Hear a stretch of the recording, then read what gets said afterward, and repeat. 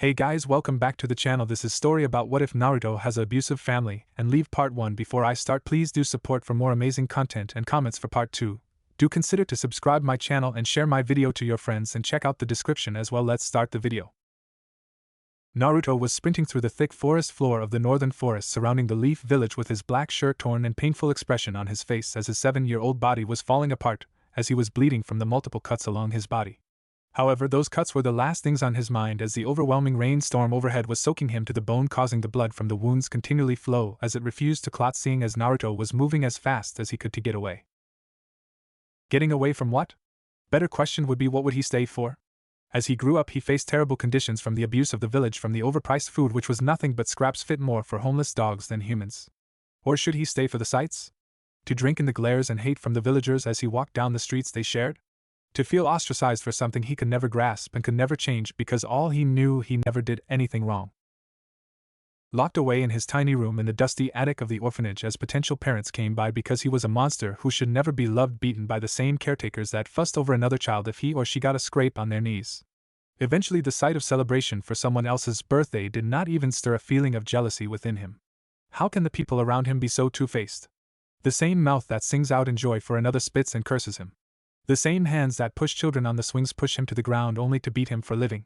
The same eyes that behold the beauty of the world surrounding them open in amazement only to close as others ignore his broken form. The same ears that listen to the rustling of the leaves in the still mornings become deaf to his cries in a nearby alley.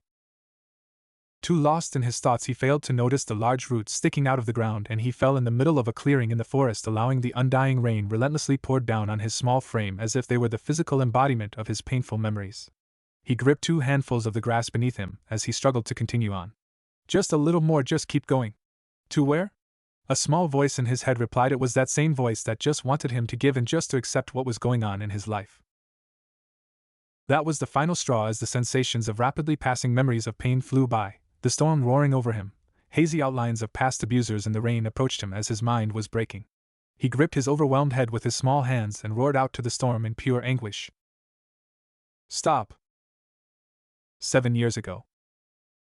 Minato Senju was pacing around his office wondering how he was going to pull off this impossible task.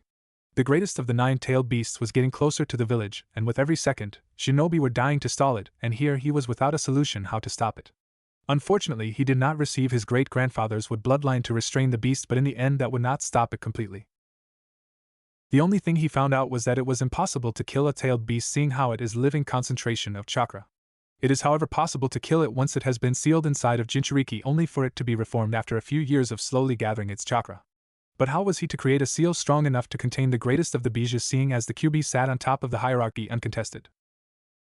There had been a few notes about Jinchuriki and Bijou, but the only thing he got on the Kyuubi was that it had never been sealed before due to its immense power causing the host, inanimate or living, to break apart. Thank you very much, asshole, for telling me that I can't put the strongest living being in a fucking teapot. Then he found something in the forbidden section from the Uzumaki scrolls. At the user's command, the Shinigami performs the sealing by dragging the target's soul into the user whose stomach is branded with the seal's mark. However, the sealing is double-edged as the user's soul is devoured by the Shinigami along with the target's soul, both souls trapped for all eternity within the fiend's stomach. So this technique should work. But I will have to sacrifice myself to do it. Shaking his head as he returned to the Hokage's desk, Minato delved into his research with new vigor, and after confirming that it was indeed a sealing ceremony, he started to make adjustments. Since it was a sealing, it should be possible to control where exactly the target was to be sealed. He knew that if he sealed the Kyuubi into an object, it wouldn't work due to its overwhelming power being far too strong to be locked in a teapot like the Shikaku. If an animal was used, the Kyuubi would take control over the animal, since no animal has the mentality required to keep it at bay nor the chakra to enforce the seal holding the Kyuubi back. The only possibility was a human. Ideally, he would seal it in himself, then drag them both to hell, but he wasn't sure if the Kyuubi had so much power that would allow it to escape the Shinigami's clutches. Any other adult was out too, seeing that an adult's, even a child's chakra network was too small to handle the immense chakra. It would have to be someone with unset and growing chakra coils. The only thing that could handle the sudden influx of chakra was an infant. Minato felt a sudden pang of pain. He would not have hesitated for a second to sacrifice his own life, but to drag an innocent life into this. Especially since he knew that only 2 babies would be born in time for the sealing, his own. How could he even consider taking someone else's child? What could he say? Sorry, but I couldn't bring myself to sacrifice my own child even though I'm the Hokage. Sucks to be you.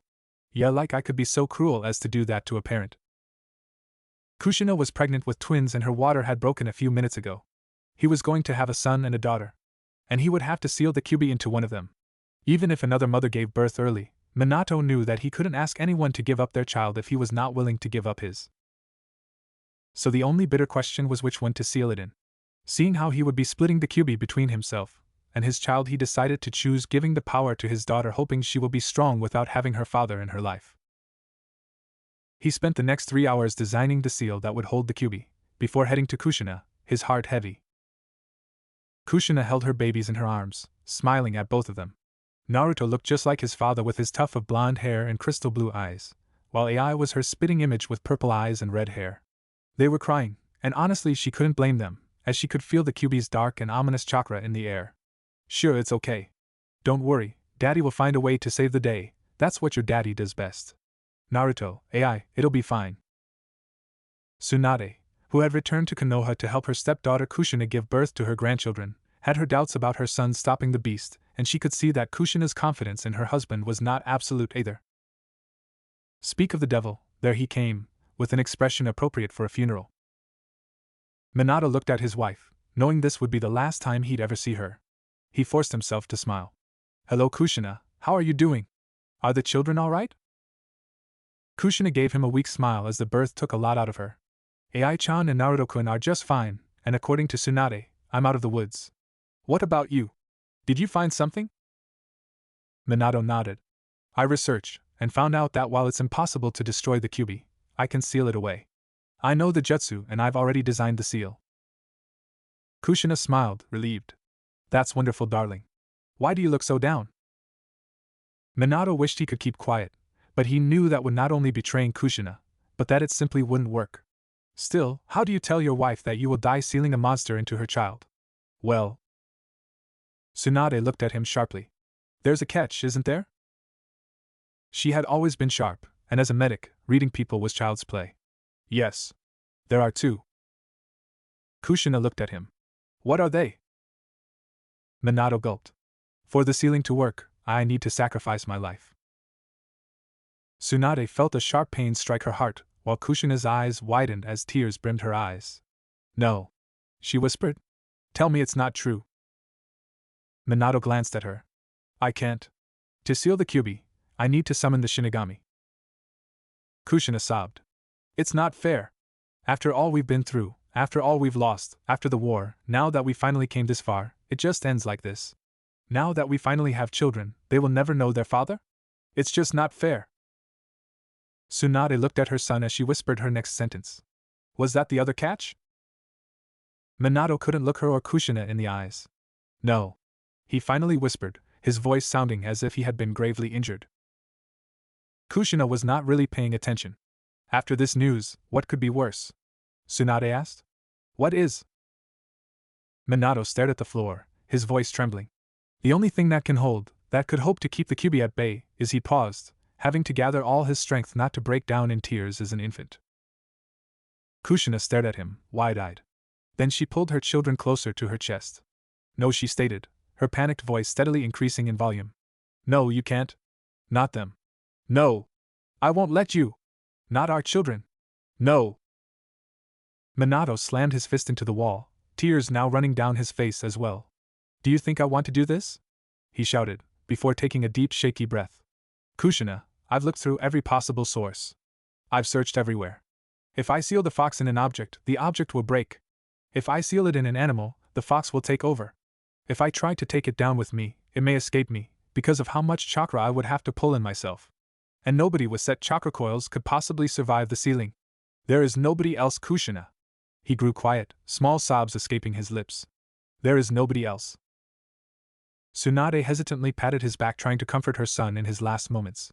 Tears streamed down her face as yet another person in her life was going to die, and she could nothing to prevent it from happening. This once again showed her that the title of Hokage was more of a burden and a curse than anything else. Here stood a man, a loving husband and fresh father, who had to not only sacrifice his life in his best years, but damn his own child to house a demon. After nearly an hour, Minato left the room with Naruto, Ai, and a broken heart. He knew that he had to do it, but that didn't make him feel any better about it. If anything, it made him feel worse. Minato stood on Gamabunta's head, staring at the fox who destroyed his life and the village. He sighed. You ready, Gamabunta? The large toad snorted humorlessly. I am not a miracle worker, but I will do what I can. Thanks. Tell Jiraiya-sensei to get you a large bottle of sake, my treat, Minato stated. The toad nodded. Well then, let's go. With a mighty leap, the toad charged the possibly most dangerous beast on the planet, using his sword to deflect an oncoming tail. As Gamabunta was defending against the QB, Minato had already readied his Hiraishin to flash away the beast and was flashing through the last hand signs as Gamabunta took to the skies with another massive leap and landed on top of the 9 tails. Minato, go! Minato had already finished his signs as he jumped off of Gamabunta and onto the head of the Bijou and flashed to the forest away from the village. Staring down the beast, he summoned a ritual altar for AI and placed her down as he guarded Naruto. Minato flashed through the seals for the Uzumaki Kenjutsu. Shiki Fujin. He felt like his chest was encased in ice as the Shinigami's arm shot out of his stomach, grabbing the Kyuubi who was desperately struggling while Gamabunta kept it from escaping as a brightly glowing inscription formed on both AI and Minato. The Kyuubi was now helpless as the Shinigami was ripping his chakra and his soul out of his body. Damn you, fourth! Minato slowly turned around and looked at the Shinigami, who was also looking down to him. Are you prepared? The deity asked. Minato opened his mouth. Eye images began to flash before his eyes. His village. His wife. His son. His daughter. The images changed. He saw his hopes for the future. First he saw his village, glistening proudly in the sunlight. He saw Kushina smiling at him in front of their compound. He saw his children growing up, first as children, then young teens. He saw himself and Kushina giving them advice on the shinobi life. He saw them, now older, at their weddings. He saw himself hand the Hokage hat to his children. He saw his grandchildren sit on his lap while he told stories of long-past wars. He finally saw himself, now as old as Sarutobi, laying in a bed, surrounded by his precious people, peacefully closing his eyes. Unlike many shinobi, Minato's ideal death had never been to die in a brilliant display, fighting an equal if not superior foe like his great-grandfather or facing unbeatable odds to buy his comrades time like his great-granduncle. He wouldn't mind going that way, mind you, but his dream had always been to die peacefully of old age with a smile, surrounded by his loved ones. It wasn't fair. To have everything stolen from him, just when life had finally started to look up. He could stay tough, but facing a true demon, Minato, knowing it would make no difference, chose honesty. I'm not ready. This statement, while seemingly so easy to make, was the hardest thing Minato had ever done, including choosing to use his children. He gave up his ego, his pride, his image as the fearless, confident leader and revealed his true self. A man who was afraid to die with so much left undone. Where was his courage? His resolve to offer his life as the Hokage? The iron will and passionate love for his village that made him running into more than one hopeless situation with guaranteed death? Where was that passion that had driven him in the library to search for a solution, no matter the cost to himself? Gone. Vanished under the cold gaze of a demon that stripped away all falseness, whom could not be deceived. The Shinigami looked at him, his inhuman face betraying no emotion. Then very well. Minato blinked. It couldn't really be that easy, could it? What? The inscription on his stomach suddenly disappeared. He was confused until he heard a poof behind him. Naruto was now on a similar ritual altar as AI with Minato's old inscription. Naruto! What are you doing?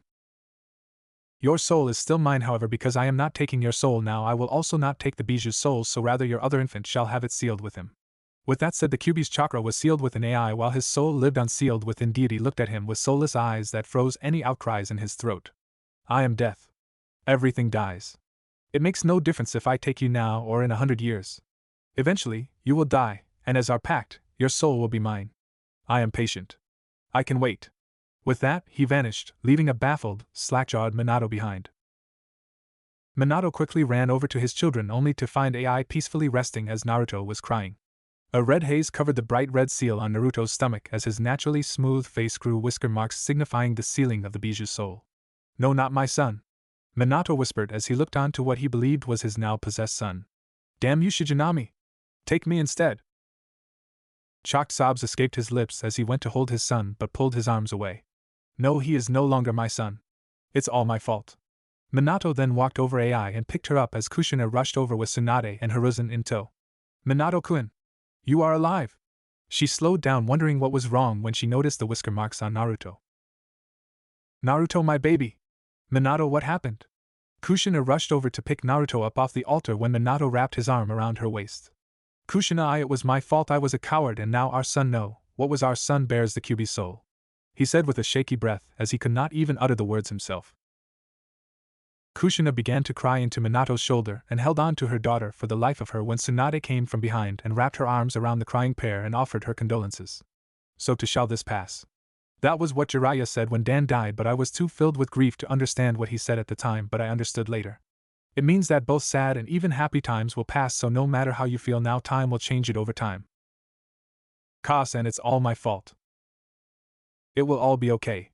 Meanwhile, Hiruzen Sarutobi was headed over to Naruto as he steeled his heart to kill his successor's child. He lifted his large bow staff to crush his head when he was stopped by a sudden yell. No! But unexpectedly it was Minato who stopped him, not Kushina, who was looking away and ready to let her ex-child die. We do not know what will happen if we willingly kill the Jinchuriki.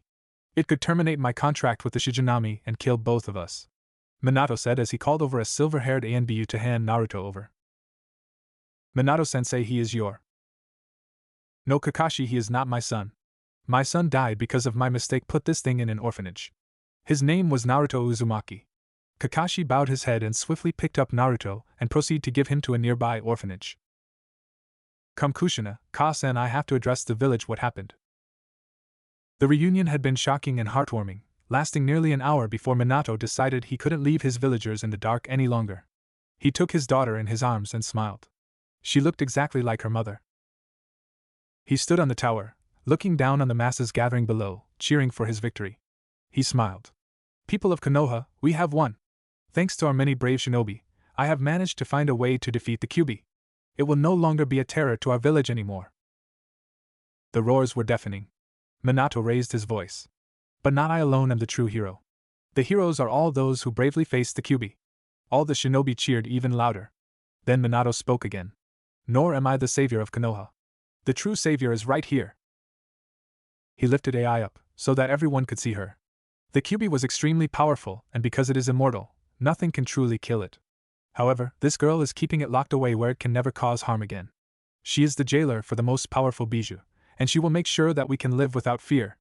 I present you the savior of Konoha, my daughter Ai Senju, given to us by beautiful wife Kushina Senju. There was a moment of silence, then the applause and cheering rose to new heights. Their great Hokage had stated that the girl, his daughter no less, was a hero who kept Kyuubi imprisoned forever, so it had to be true. The few yelling something about killing the demon were swiftly pulled away where the truth was beaten into their heads. Minato felt mixed. He was glad that his daughter and wife were accepted, but he also felt awful knowing he did not deserve these cheers and that his son needed to die for him to live. For a moment he had wished the Shigenami would come back and take him instead, but that would have been selfish, seeing he would be leaving his family behind. Kushina would have had an uphill battle to get her own daughter, and Ai could have grown up with a terrible childhood, seeing as the villagers would be unable to tell the difference between the jailer and the prisoner. And even though revealing both his marriage and status as a parent might have been risky, Minato was not worried. He had stared both the Kyuubi and the Shinigami himself in the face and had somehow managed to make it out. What human did he have to fear? Iwa and Kuma would be too worried that if they attacked his daughter, her parents would retaliate and bring back the humiliating defeats the war had brought to them and their countries before. As the sun rose in the east, beams of sunlight struck on Minato and his family. The pain that the previous night began to wash away. Yeah, the future looks bright, Minato thought as he smiled at his family. Meanwhile, Naruto was crying in the shadows of a dark nursery with nothing but an empty room to listen to him. The next day, village council room.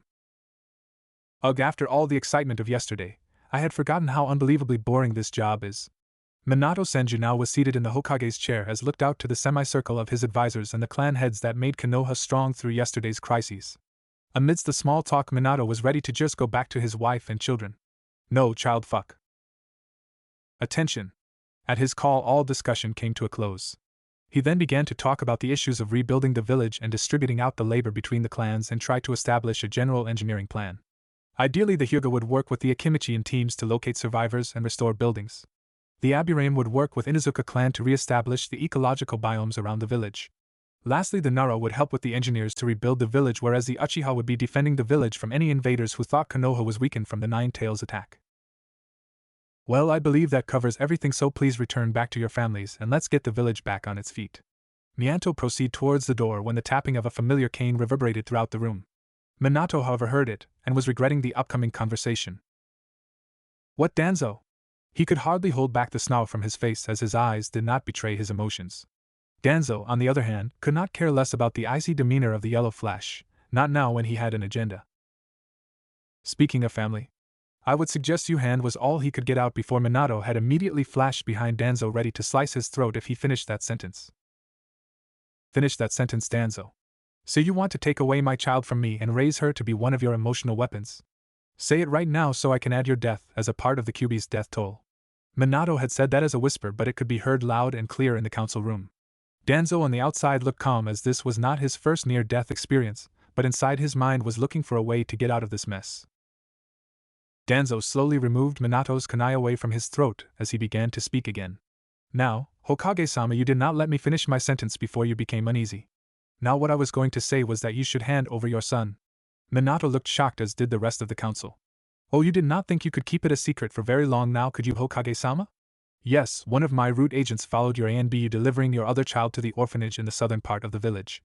Now why would our great leader not let the village know of his other child? Unless that child was the real Jinchuriki of the Nine Tails Bijou.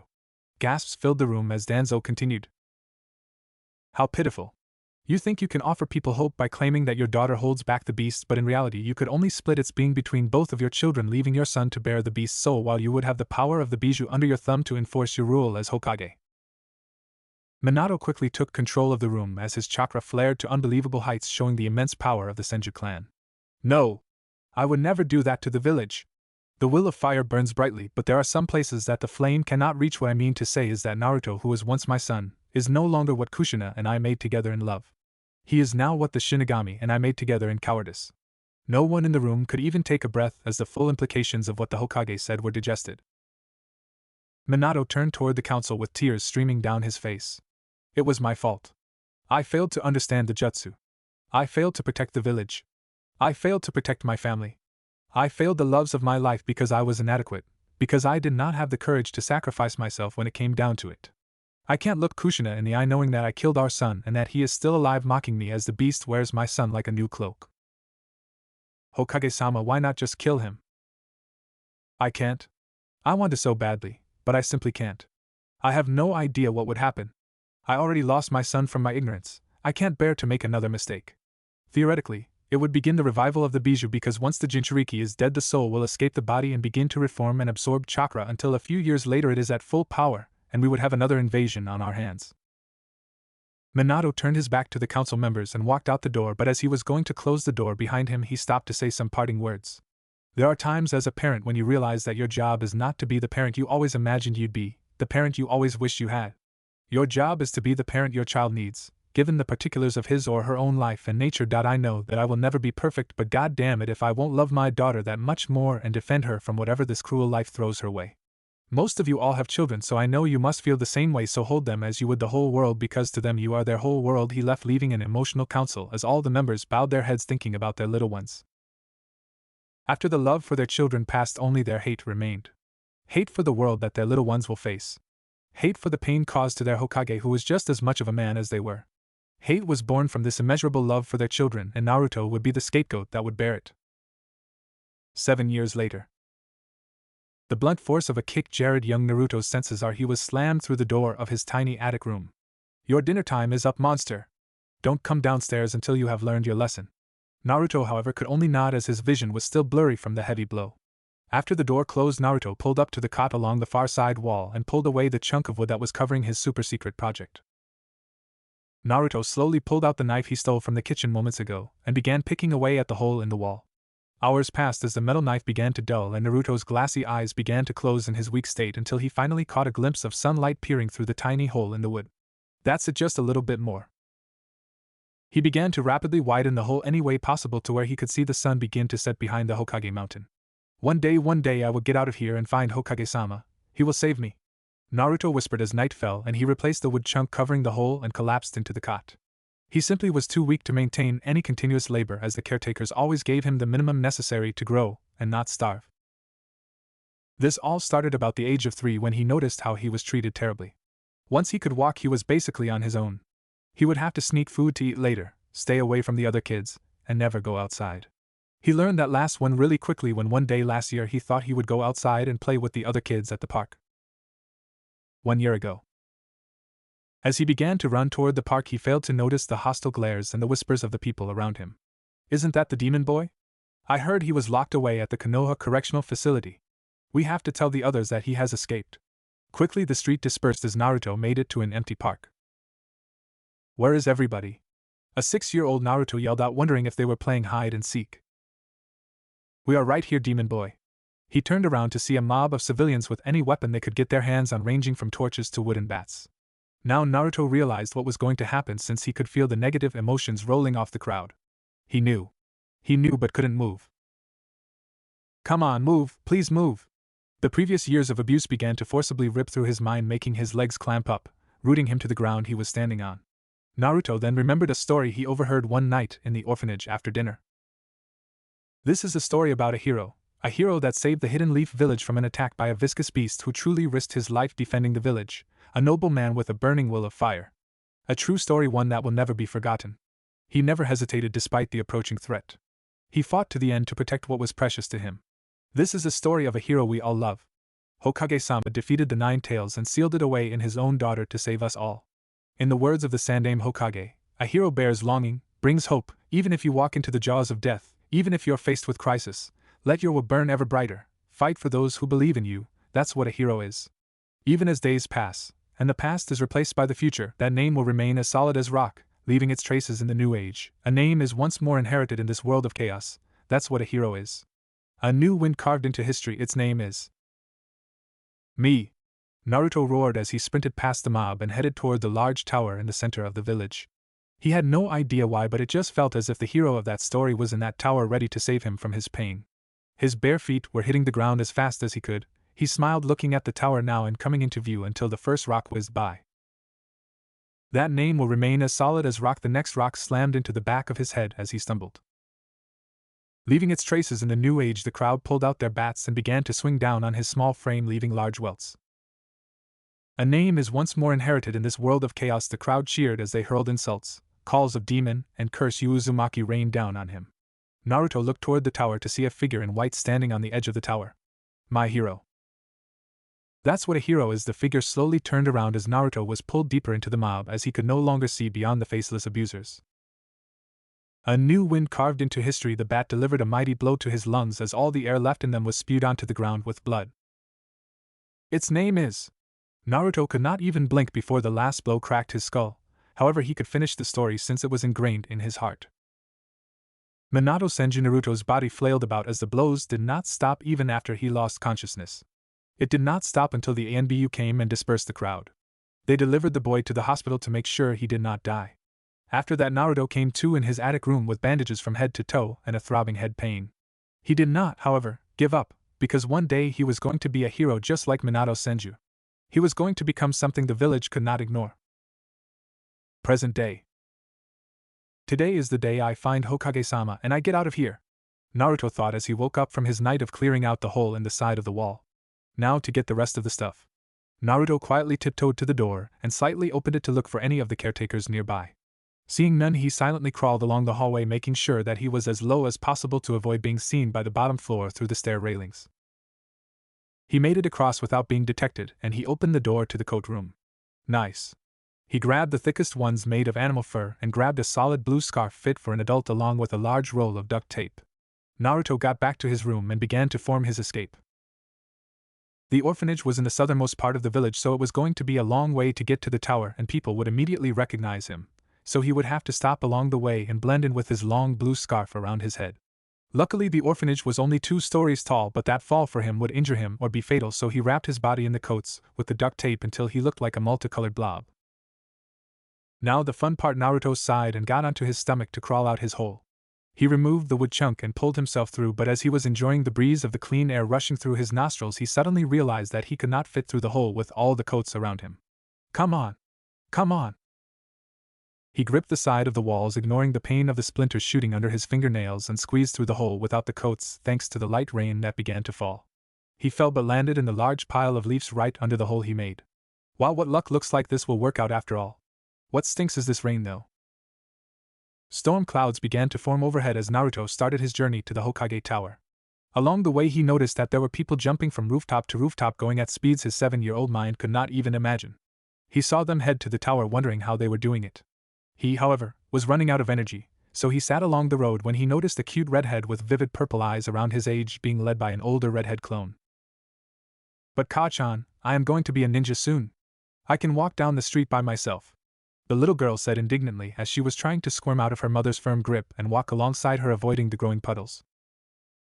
Ai-chan, we have to get out of the rain before we get your new clothes for the academy wet. Naruto at this point, however, had heard enough. He was not affected by this show of motherly love but by this academy where he could learn how to become a ninja just like the Hokage. With that in mind, he rushed in the opposite direction past the daughter-mother duo. What he forgot, however, was that his scarf was no longer covering his entire head but only from his nose down. Kushina only had a moment when she noticed the scarf fall partially off the little boy in the street. However, that was all she needed to see, a glimpse of blonde hair and crystal blue eyes that looked exactly like her husband's. In her shock, she failed to stop him as he blew past her in a black shirt with a red Uzumaki swirl on the back. Was that Naruto-chan? Kushina could no longer see him, however, due to the storm picking up and buffeting her eyes, preventing her from seeing Naruto anymore. She was pulled out from her thoughts as a small hand pulled her along. Come on, Ka-chan. We have to get out of here. The storm is ruining my clothes. Right. Kushina, however, was not thinking clearly to comply with her daughter's request. Am I seeing things again, but it felt so real? Kushina then picked up her daughter and shoo-shined back to the compound to get out of the growing storm. The storm raged on as it seemed the elements were against Naruto from reaching the tower. I did not come all the way out here for nothing. An incredible feat of physical energy, he burst through the storm and barreled into the wooden doors of the tower. Alright, I'm in. Now to get to the top. Naruto rushed along the outdoor stairs, spiraling along the outside of the building, trying to maintain his bearings so that he would not get blown off. The storm picked up and Naruto felt as if he was being sucked into a tornado. Just a little more. My story can't end here. Naruto roared right back at the storm as he unintentionally used his chakra to blast forward through the doors ahead. What he failed to notice, however, was the rain that was once pouring down had momentarily stopped until it continued on once he was inside. He was now sprinting toward the large wooden doors in his soaked clothing and his damp scarf that was wrapped along his head, revealing only his fierce blue eyes. I'm here. I'm really here, thank Kami. Naruto ran past the yelling secretary and opened the door to a sitting Minato who was filling out paperwork in his Hokage robes, looking as young as he did 7 years ago. Hokage-sama, I tried to stop him but he ran right past me. Minato, however, waved her off, not minding this child coming to see him. He was suspicious, however, as to why a child would go out in this weather just to see him, but he did not think too long on it. It's fine, I am sure I can spare some time for him. The secretary smiled and closed the door behind her. So what did you want to talk about? I want to become a ninja, Naruto replied excitedly while Minato just chuckled at the young boy's enthusiasm. Well, let me see this future defender of the Hidden Leaf Village. Naruto looked embarrassed and began talking amiably as he took off his scarf. Well, of course. So I heard that there was some academy where I could learn at, and I could become super strong and save princesses, and Naruto's speech was coming in and out from Minato as he sat there taking in what looked like his son. What, he looks so much like me. And he looks malnourished, and what's with that bruise on the side of his head? Did he run away in this storm? Why? Minato was tittering between just staring at his son and picking him up and taking him home just to be a real family again. He bit his lower lip as all he could see now was himself standing in Naruto's place, and the Shinigami floating behind him and asking the question again. Are you prepared? The Shinigami said to the phantom Minato standing in place of Naruto. I am not ready. The real Minato knew where this was going and flashed in front of what he believed was his old self about to make the same mistake and charged up a Odama Rasengan to stop himself from ruining his family. Hokage-sama? Naruto whimpered when he saw his hero come charging at him with a violent jutsu that looked ready to kill him if the vicious look on his face told him anything. At that moment Naruto knew whatever belief he had in this man was stripped away at the sight of giant swirling ball of chakra ready to kill him. He knew that it was now true, no one liked him, no one truly cared. I guess this is where my story ends. I never was much of a hero anyways. Naruto closed his eyes and fell forward, intentionally falling into the path of Minato's giant Rasengan, but rather than landing on the deadly jutsu he fell into the arm of Minato. He looked up at him with soulless eyes as Minato could not believe what he was about to do, nor could he believe that Naruto was going to kill himself. Good thing I stopped him because I could have killed myself in the process. Yeah, that's it. Please, please just kill me, I am too weak to resist. Please, Hokage-sama. Naruto whispered to Minato as his world collapsed around him. Minato could not look at his son and pulled Naruto away from his arm as he walked toward the window to look out at the village. Do you truly want to be a ninja, Naruto Uzumaki? He said after a few moments, as just saying his name was foreign to his tongue. Yes, now more than anything. I don't want to be weak. I want to be something, anything other than what I am now. I want to be a hero. Something the village can't ignore. Naruto finished as his body was trembling from all the memories of his weakness flying by in his mind. Minato looked down at his feet, wondering what he should do. I don't know. If I let him go to the academy, he could just be using this as an excuse to gather power and attack the village as my son. But Minato turned back around and looked at Naruto, who was on his knees crying his eyes out, whispering please over and over again. He could not stand to see Naruto like that. He could not stand to see his son groveling at his feet like a dog. The academy starts in a month's time. I will make sure you are signed up for it. Don't be late. Naruto looked up at him with tears in eyes and swore he would become something great. You won't regret this, Hokage-sama. Naruto then ran out of the room, excited that he would be starting the academy and becoming a ninja so soon. I hope I made the right choice, however. An ANBU agent who lost his family in the Kyuubi attack heard everything and left in a Shushin to get his friends and right this situation. Leaf Village Street. Whoa! I am going to be a ninja! Naruto yelled out into the storm as he was too excited to care about being wet. I'm going to be a ninja! Ninjas don't care about being wet. Naruto continued his way to the orphanage until 4 blurs prevented him from going past them. As he got closer, he recognized the figures quite easily, as he just spoke to the blonde one only moments ago. Hokage-sama, what's going on? Shut up, demon boy. I only refused to kill you in my office so your blood would not stain my floor. But what about the academy and me becoming a ninja? Naruto cried out. That was all a lie. Now do what foxes are good at and run. The other ANBU jumped into action as they threw shuriken at him, and the henge ANBU just smirked at the horrified face on Naruto. I knew it was too good to be true. Naruto, however, could only mumble what he said since he was too busy from dodging the lethal weapons. He ran north, trying to lose them in the forest. Leaf Village, Northern Forest. Naruto was now sprinting through the thick forest floor of the northern forest surrounding the Leaf Village with his black shirt torn and painful expression on his face as his 7-year-old body was falling apart, and he was bleeding from the multiple cuts. However, those cuts were the last things on his mind, as the overwhelming rainstorm overhead was soaking him to the bone, causing the blood from the wounds to continually flow as it refused to clot, seeing as Naruto was moving as fast as he could to get away. Getting away from what? Better question would be, what would he stay for? As he grew up, he faced terrible conditions from the abuse of the village, from the overpriced food which was nothing but scraps fit more for homeless dogs than humans. Or should he stay for the sights? To drink in the glares and hate from the villagers as he walked down the streets they shared? To feel ostracized for something he could never grasp and could never change, because as far as he knew, he never did anything wrong. Locked away in his tiny room in the dusty attic of the orphanage as potential parents came by because he was a monster who should never be loved, beaten by the same caretakers that fussed over another child if he or she got a scrape on their knees. Eventually, the sight of celebration for someone else's birthday did not even stir a feeling of jealousy within him. How can the people around him be so two-faced? The same mouth that sings out in joy for another spits at and curses him. The same hands that push children on the swings push him to the ground only to beat him for living.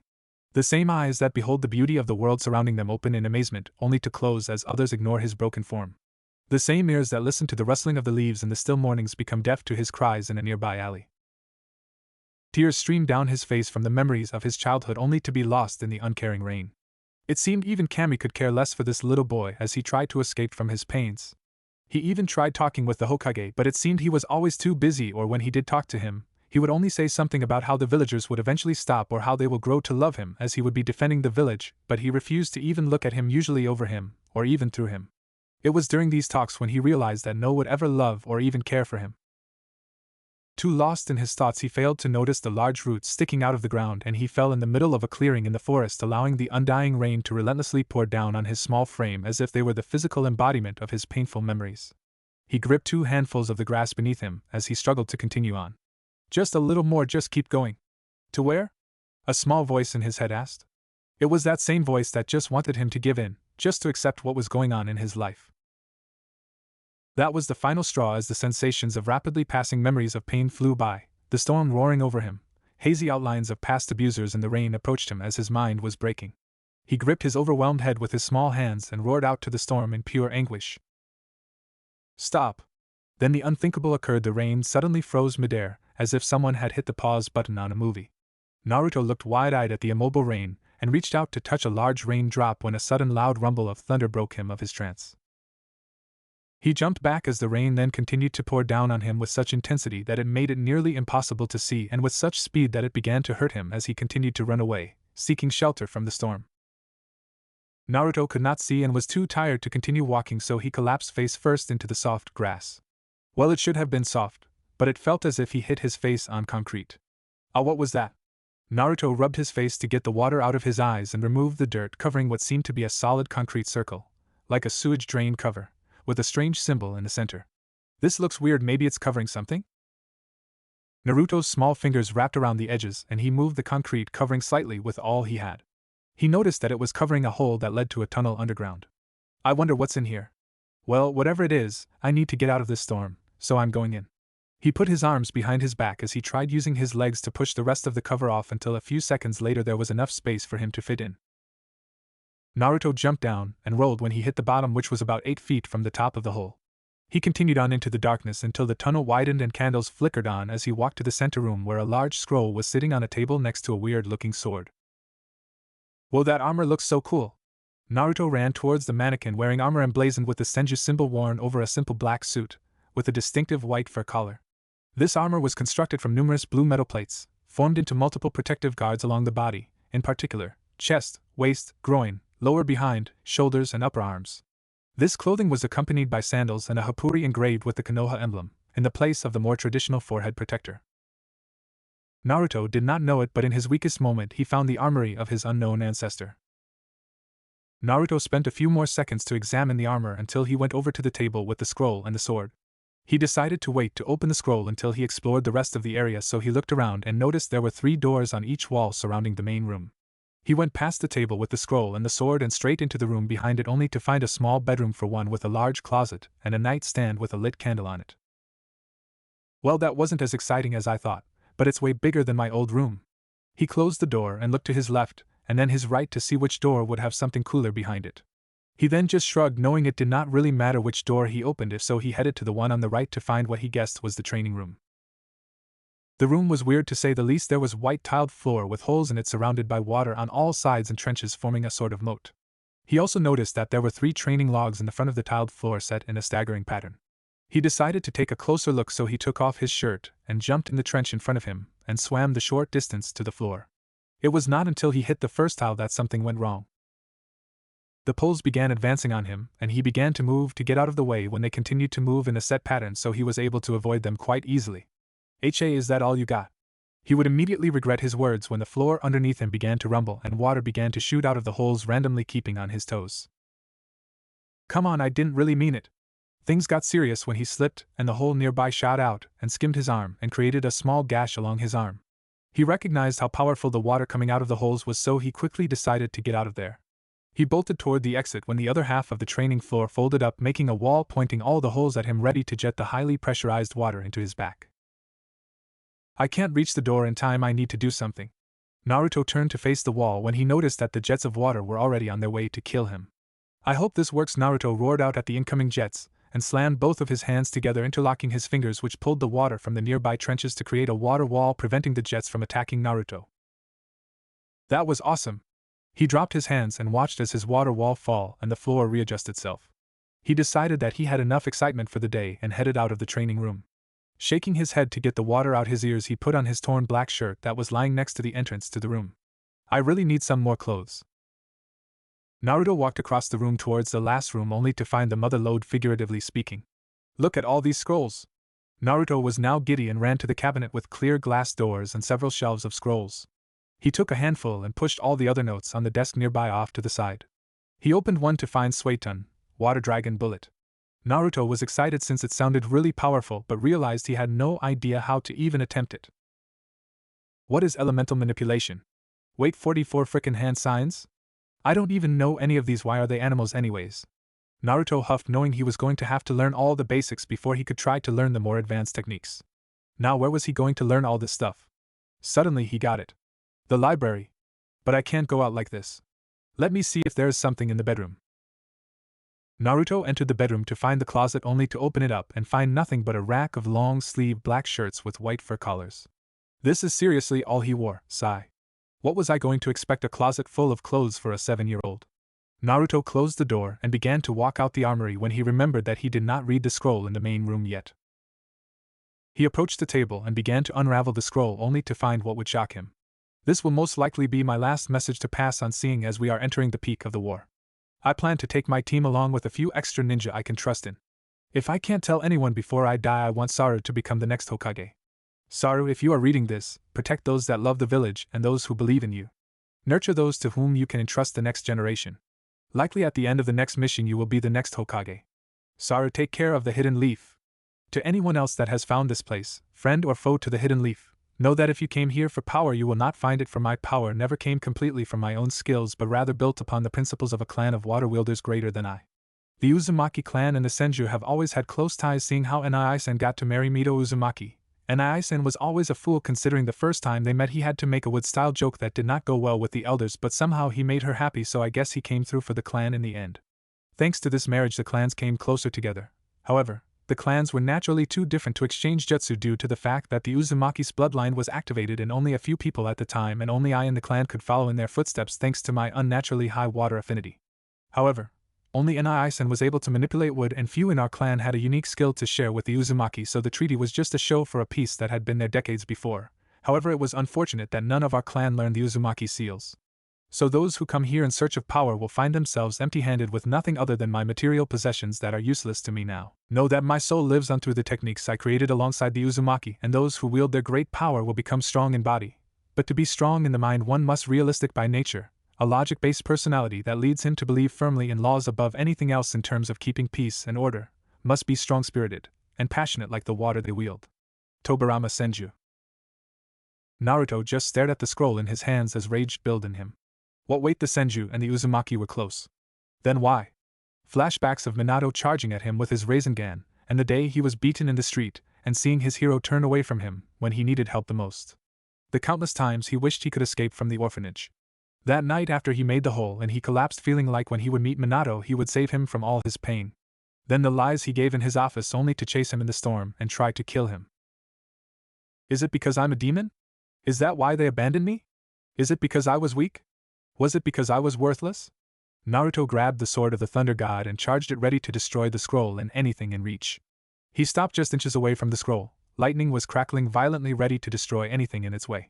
No, this is how I will grow strong enough to shove back the greatest revenge, his massive success, and be greater than they could ever be, and take what he loves dear. Naruto put the scroll on the table and balled his fist, swearing to himself to outdo any Senju through the powers of the Uzumaki, and the soul of Tobirama guiding him through his personal techniques. He was going to grow strong and become greater than anyone, even the fourth Hokage, held by everyone to be a hero. He walked out of the armory to go begin gathering power by first getting knowledge. Hours later, Naruto returned looking like a new person. He was wearing a short-sleeve royal blue karate gi with a light blue lining over an armor fishnet undershirt partially shown, as the gi was loosely tied by a solid white belt along with solid black pants.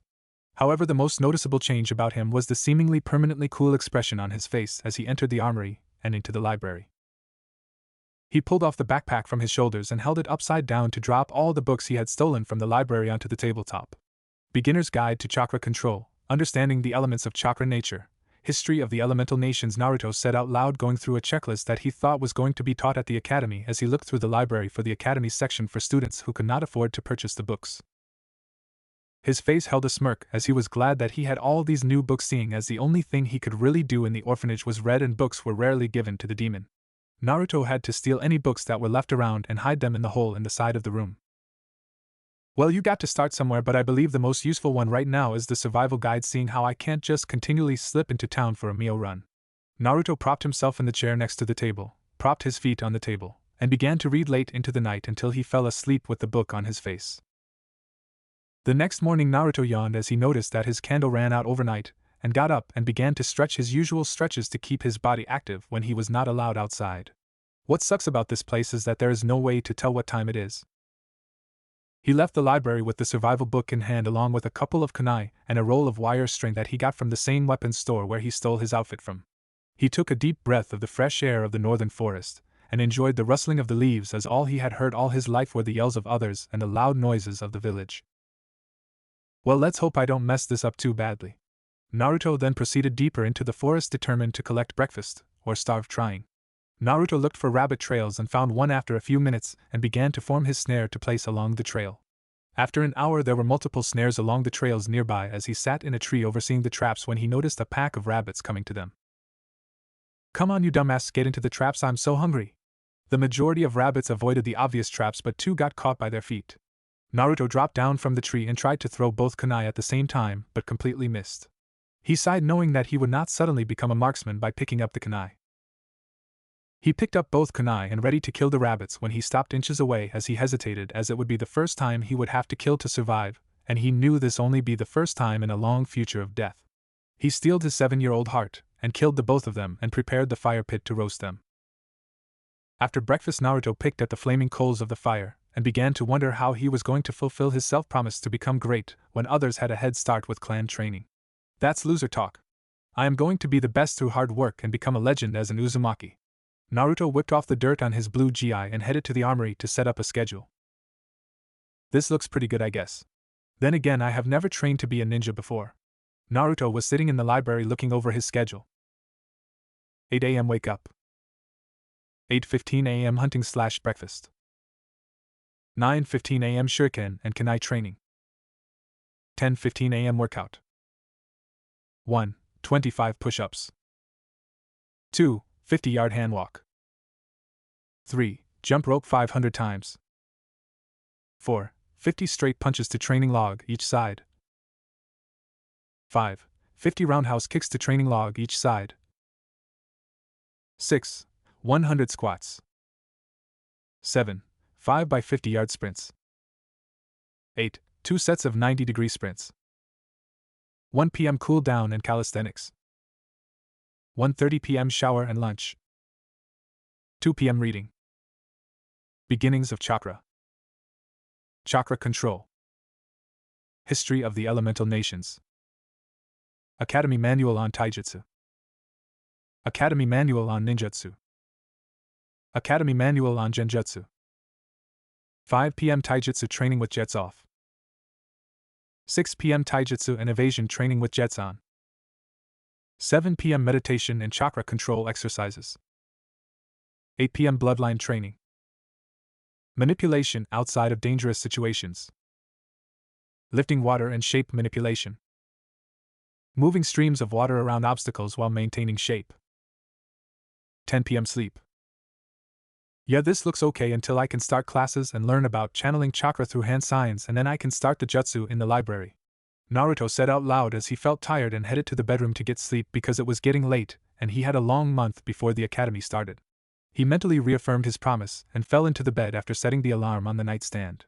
I swear on the Uzumaki name I will make them pay for hurting me. 1 month later. As the alarm clock blared, Naruto's sharp blue eyes opened and he quickly turned it off. He slowly walked toward the closet and put on his gi and black pants, then proceeded to the full body mirror as he looked at his reflection to make sure he was ready. He slowly opened a jar with red paint and streaked his face with the paint the same way Tobirama did as he passed his unknown ancestors' coming-of-age ceremony, similar to the Uchiha yesterday, but rather than the clan symbol on his back he wore the same war paint Tobirama wore as child, with only thin short streaks on his chin and cheeks. It is time.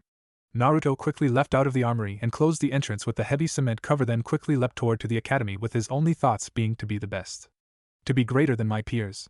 To show how great the Uzumaki clan is. To be something that can't be ignored. Naruto swiftly entered the village and went into the academy at his own pace, maintaining his cool exterior. He stopped in front of a busy secretary who was dealing with a mountain of paperwork to process all the new students and those returning for their later years.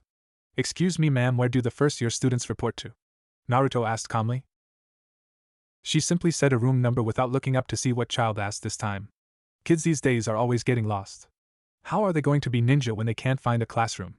Bah, not my issue. Naruto walked away and headed toward the room as he was beginning to get nervous. Were they going to turn him away? Did the Hokage sign him up or not? These questions plagued his mind until a red blur sprinted by him and would have bumped into if he was the same as he was last month. Sorry, but I am going too late on my first day. The red blur turned when she said that, and he remembered her from the day of the storm. So she is here as well, I wonder what that means. Naruto just shrugged, not thinking much on it since he had no idea who she was. Well, better get to class.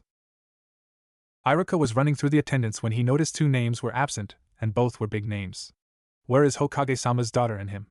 Iruka was going to mark them absent when the door suddenly opened to reveal a slightly out-of-breath AI Senju. I'm here, sensei. Toussaint just had some speech to give me about growing up so fast or some nonsense like that. Well, I am so glad you graced us with your presence. Iruka made an overdramatic bow which caused her to blush brightly. Seeing that he had embarrassed his student enough, he told her to sit down in an empty seat when AI looked up to see her best friend. Satsuki-chan, you're in here too. She quickly scaled the stairs and sat next to her best friend Satsuki Uchiha. They were best friends from since they were little girls, while littler girls, since age 2, because their mothers were best friends since they were together on the same Genin team. They were both friends and rivals, seeing as it started over a year ago, when Satsuki passed the Uchiha coming-of-age ceremony by mastering the fire release, fireball jutsu, and would not stop showing off her Uchiha crest on the back of her black high-collared shirt. Of course, this caused AI to complain to her parents all day and say how Satsuki was getting better than her, and that she could not let an Uchiha outdo her as an official senju. Minato was caught off guard by her statement, but he could tell she was joking yet serious at the same time, so after a while he found her a C-rank jutsu on par with the fireball jutsu, and like the prodigy she learned it just as quickly, so the day after she learned it she went to show it off. Satsuki was wondering why her friend would bring her out to the Uchiha Lake when she noticed the big smile on her best friend's face, meaning she was up to something. She asked what was going on but only sighed with a small smile on her face as AI was talking excitedly about learning a new jutsu, but not telling her what it was. Shaking herself from her memories, she smiled at her overenthusiastic friend as she began to talk her ear off about everything from breakfast to her last training session with her mother. We are like complete opposites, yet I love being around her. She is like a sister to me since Nii-san is always too busy with Umbu stuff. Satsuki just began to nod occasionally during AI's one-way discussion on the wonders of ramen with stars in her eyes as the door slowly opened with a blonde in a loose blue GI that only made his blue eyes look even sharper than normal. Naruto Uzumaki reporting for class. He said smoothly in a relaxed posture, but Iruka could see that his eyes were sharp, looking for any aggressive behavior or deceit from his future sensei. Iruka looked a little peeved seeing that this was the second dramatic entrance which interrupting him from starting the lesson. Yes, Naruto, please take an empty seat so we can begin class. Iruka could care less that he was the rumored demon child, seeing as long he did not interrupt his class he could teach the other children in class. Naruto calmly walked up the row as he looked around to see a majority of the clan's heirs here, seeing as they all wore their clan symbol, making it easy for him. This is excellent. I will become the best of the best here no matter what it takes. He looked to the top right row where the redhead that he had seen before was pointing to the empty chair next to her, as the dark-haired girl next to her refused to make eye contact with him, but he did not think much on it. Is this seat taken? Naruto asked, and before he took it the dark-haired girl spoke up. HN. As if a commoner such as yourself could sit next to elites like us. Naruto gave an icy look to the girl who was looking out the window while the redhead was berating her friend for being mean to the new classmate, but even she held her doubts of a non-clan ninja. Don't listen to Satsuki-chan, she is just being mean, please sit next to me, there really are no other seats. My name is AI Senju and my emo girlfriend is Satsuki Uchiha. Naruto, who was facing a speaking Iruka with his hands interlocked trying to avoid speaking to them, began to grip his hands tighter together at the mention of the Senju. The first step to becoming better is to soundly defeat and dominate their rival. What luck that they are best friends as well. Naruto just grunted in response like an Uchiha, drawing a raised eyebrow from both girls, but they ignored the blonde boy until Satsuki decided to speak up again. What's with the red war paint? Are you trying to copy the Nidaime Hokage? Yeah, what's with copying my great-granduncle? Iruka, however, seemed to intervene as he said they were going to begin ranking the students by a sparring tournament to begin with, then a kunai accuracy test to test how far along the class was before they begin the year. You will see soon enough, was all he said as he walked outside towards the sparring grounds. Meanwhile, the clan heiresses could not suppress their interest in the blonde. As soon as they all were outside, Iruka began calling out matches, however it would be until the clan matches that they would pick up. Kiba was running through the competition with his fast-paced Inuzuka-style taijutsu, whereas Satsuki would wait for the opponent and deliver powerful counters to their obvious openings in her interceptor style. The real story was AI seeing how she was swiftly defeating her opponents without even running out of breath with her taijutsu from the Senju clan. At the end of each other's matches, the Senju and Uchiha heirs shared a cocky smirk, knowing their clan training was taking them to the top, and it would be decided between them who would be number one. Iruka called both Kiba and Naruto to the sparring circle to get ready for their match. Kiba was bouncing on his toes, ready to beat another one of these clanless losers. Hurry up so I can beat you. I don't have time for losers like you. And I have to impress AI-chan and Satsuki-chan. Yes, our Inuzuka friend could not bring himself to choose one of the beautiful clan heiresses, so he swiftly decided that since he was an alpha dog he should get the best, and he should not have to choose between him. Naruto could see his excitement, and could hardly hold back his own, but he casually entered the sparring circle and assumed a taijutsu stance where he held both of his fists under his shoulders and held a 50-50 stance, creating a mental centerline dividing Naruto's stance in half. Naruto Uzumaki vs. Kiba Inuzuka. Ready? Begin! Iruka leapt away as Kiba charged at Naruto with a wide right hook as Naruto saw him coming a mile away. He calmed himself, and thought on the taijutsu scroll he found in the armory's library. Empty your mind, be formless, shapeless like water. If you put water in the cup it becomes the cup, if you put water into a bottle it becomes the bottle, you put it into a teapot it becomes the teapot. Now water can flow or it can crash. Be water, my friend. Naruto met Kiba's right fist with a fierce elbow and traced Kiba's quick follow-up left jab with his other elbow. Kiba backed off a little to shake out the pain in his hands before he lunged out at Naruto, who had yet to move from his original stance. Water can flow. Naruto followed Kiba's straight punch and fluidly shifted his stance, bringing his left arm across his center line and moved Kiba's punch away from his body. Or it can crash. There. Naruto quickly delivered a 6-inch punch to Kiba's nose, causing him to get a bloody nose. Kiba instinctively lashed out wildly as his other hand went to his nose to stop the bleeding, but to Naruto it was already checkmate. He dipped under Kiba's wild punch and delivered a rapid series of blows to Kiba's stomach, causing him to hunch over. Naruto finished the fight by crouching down and delivering a powerful back kick to his jaw, sending him flying backwards and landing on his face to taste both defeat and the dirt. Winner Naruto Uzumaki. Iruka yelled out to bring the other students out of their trance at Naruto's elegant display of taijutsu. That stance and poise was top-notch. I have never seen it before. Naruto left his stance and headed back to the tree near the circle to wait for his next match. As he walked back, only one thing was on the Uchiha and Senju Eris's mind. He never moved from his original spot. This will be a good fight. The anticipation was in the air for them as they were excited to fight this mysterious blonde. Naruto could feel all eyes on him since he just soundly defeated a clan heir even though he was a non-clan student, which should not have been possible. This is what I wanted, it feels great, the fear and the anticipation for another fight. I am getting chills just waiting for the next fight. He did not have to wait long as Iruka called out the next match. Naruto Uzumaki vs. Satsuki Uchiha. Satsuki grunted to AI's encouragement and prepared to show her peers just how an elite defeats an opponent. They both faced off in the center when Satsuki decided to get into Naruto's head. You should give up now. There is no way you can defeat an Uchiha elite, especially me, a clan heiress. Naruto looked blankly at her, causing her to get her angrier at him. You know you never answered why you have the Nidaime Hokage's marks. Everyone looked to Naruto, even Iruka was interested in why Naruto was wearing the iconic war paint. He just sighed and assumed his stance, as did Satsuki in her interceptor fist. Show me the full power of the Uchiha clan, and if you force my hand I will show you the reason why I earned these stripes. Satsuki was angered by his statement because he basically said he was above the clan, and that she only might force his hand. I am going to beat him to a pulp for dishonoring my clan. Ready? Begin. Satsuki rushed at Naruto at a much faster speed than Kiba, so he had to move from his spot or risk being taken down too early. Satsuki quickly got inside his guard and delivered a swift punch to his gut, followed by an elbow to the back of the skull, leaving Naruto flat on his face. HN. I knew you were all talk. Iruka-sensei called the match, he won't be getting up anytime soon. Just as Iruka was going to call the match in her favor, he heard laughing from the previously thought knocked out boy. Haha, you really thought that it was over? Come. Now I know how soft your blows really are. As soon he finished that sentence, she rocketed with rage in her coal eyes toward Naruto, and Naruto sped right at her as well to begin a flurry of punches in the middle of the sparring circle. I can't keep this up much longer. I must show him the power of an Uchiha elite. Satsuki quickly disengaged and began hand signs for her jutsu before Iruka could stop the match. Snake, ram, monkey, boar, horse, tiger. Here it is. Satsuki-chan, don't. AI yelled out, trying to stop her friend from seriously hurting her classmate. Fire, release, fireball jutsu. Satsuki released a large orb of roaring flame directly at Naruto, but when Iruka was about to jump and Naruto began to hold the hand sign. This is it, come on Naruto. Tiger. Water release, gunshot. Naruto released a similarly sized orb of water to meet Satsuki's fireball jutsu, which created a large steam fog in the sparring circle. Satsuki was in shock, not from her using a deadly jutsu but from the surprise that this no-name classmate could match her jutsu. Naruto decided to capitalize on her hesitation and sprinted across the steam fog and delivered a sweeping move to get her off her feet and went down to punch, but held it right in front of her face. Satsuki was looking right into Naruto's eyes when she noticed something.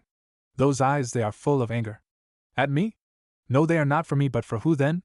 Naruto got off of her and proceeded to walk off, leaving a stunned Satsuki being helped up by AI.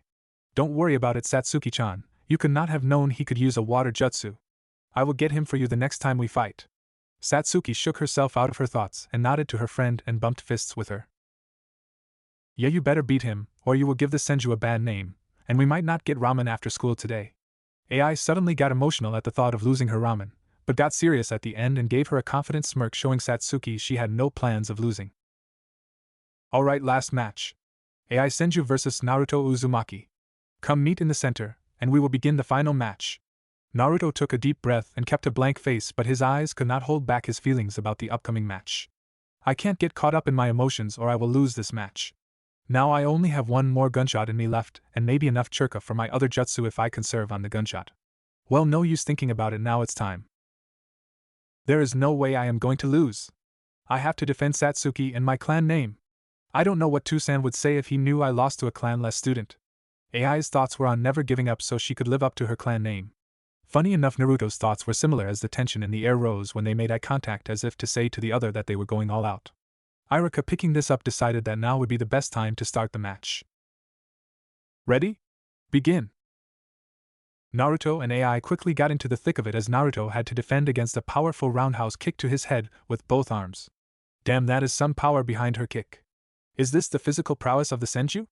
Naruto dropped down and swept AI's exposed leg and tried to follow up a punch, but AI let Naruto sweep her, and she twisted to both of her palms on the ground and gave Naruto a double kick that sent him flying to the tree nearby. Fuck. Ugh, it feels like I broke a rib or something. Before Naruto could get back up, AI began to weave hand signs to the jutsu she showed off to Satsuki at the lake that day. She closed her eyes as she mentally went through the signs to remember. This is it. Monkey, dragon, rat, bird, ox, snake, dog, tiger, monkey. Lighting, release, thunderbolt of Zeus. A large jagged thunderbolt came speeding at Naruto, and before he could dodge the thunderbolt, it pierced his shoulder and erupted in a giant show of sparks that made it difficult to look at the display of power.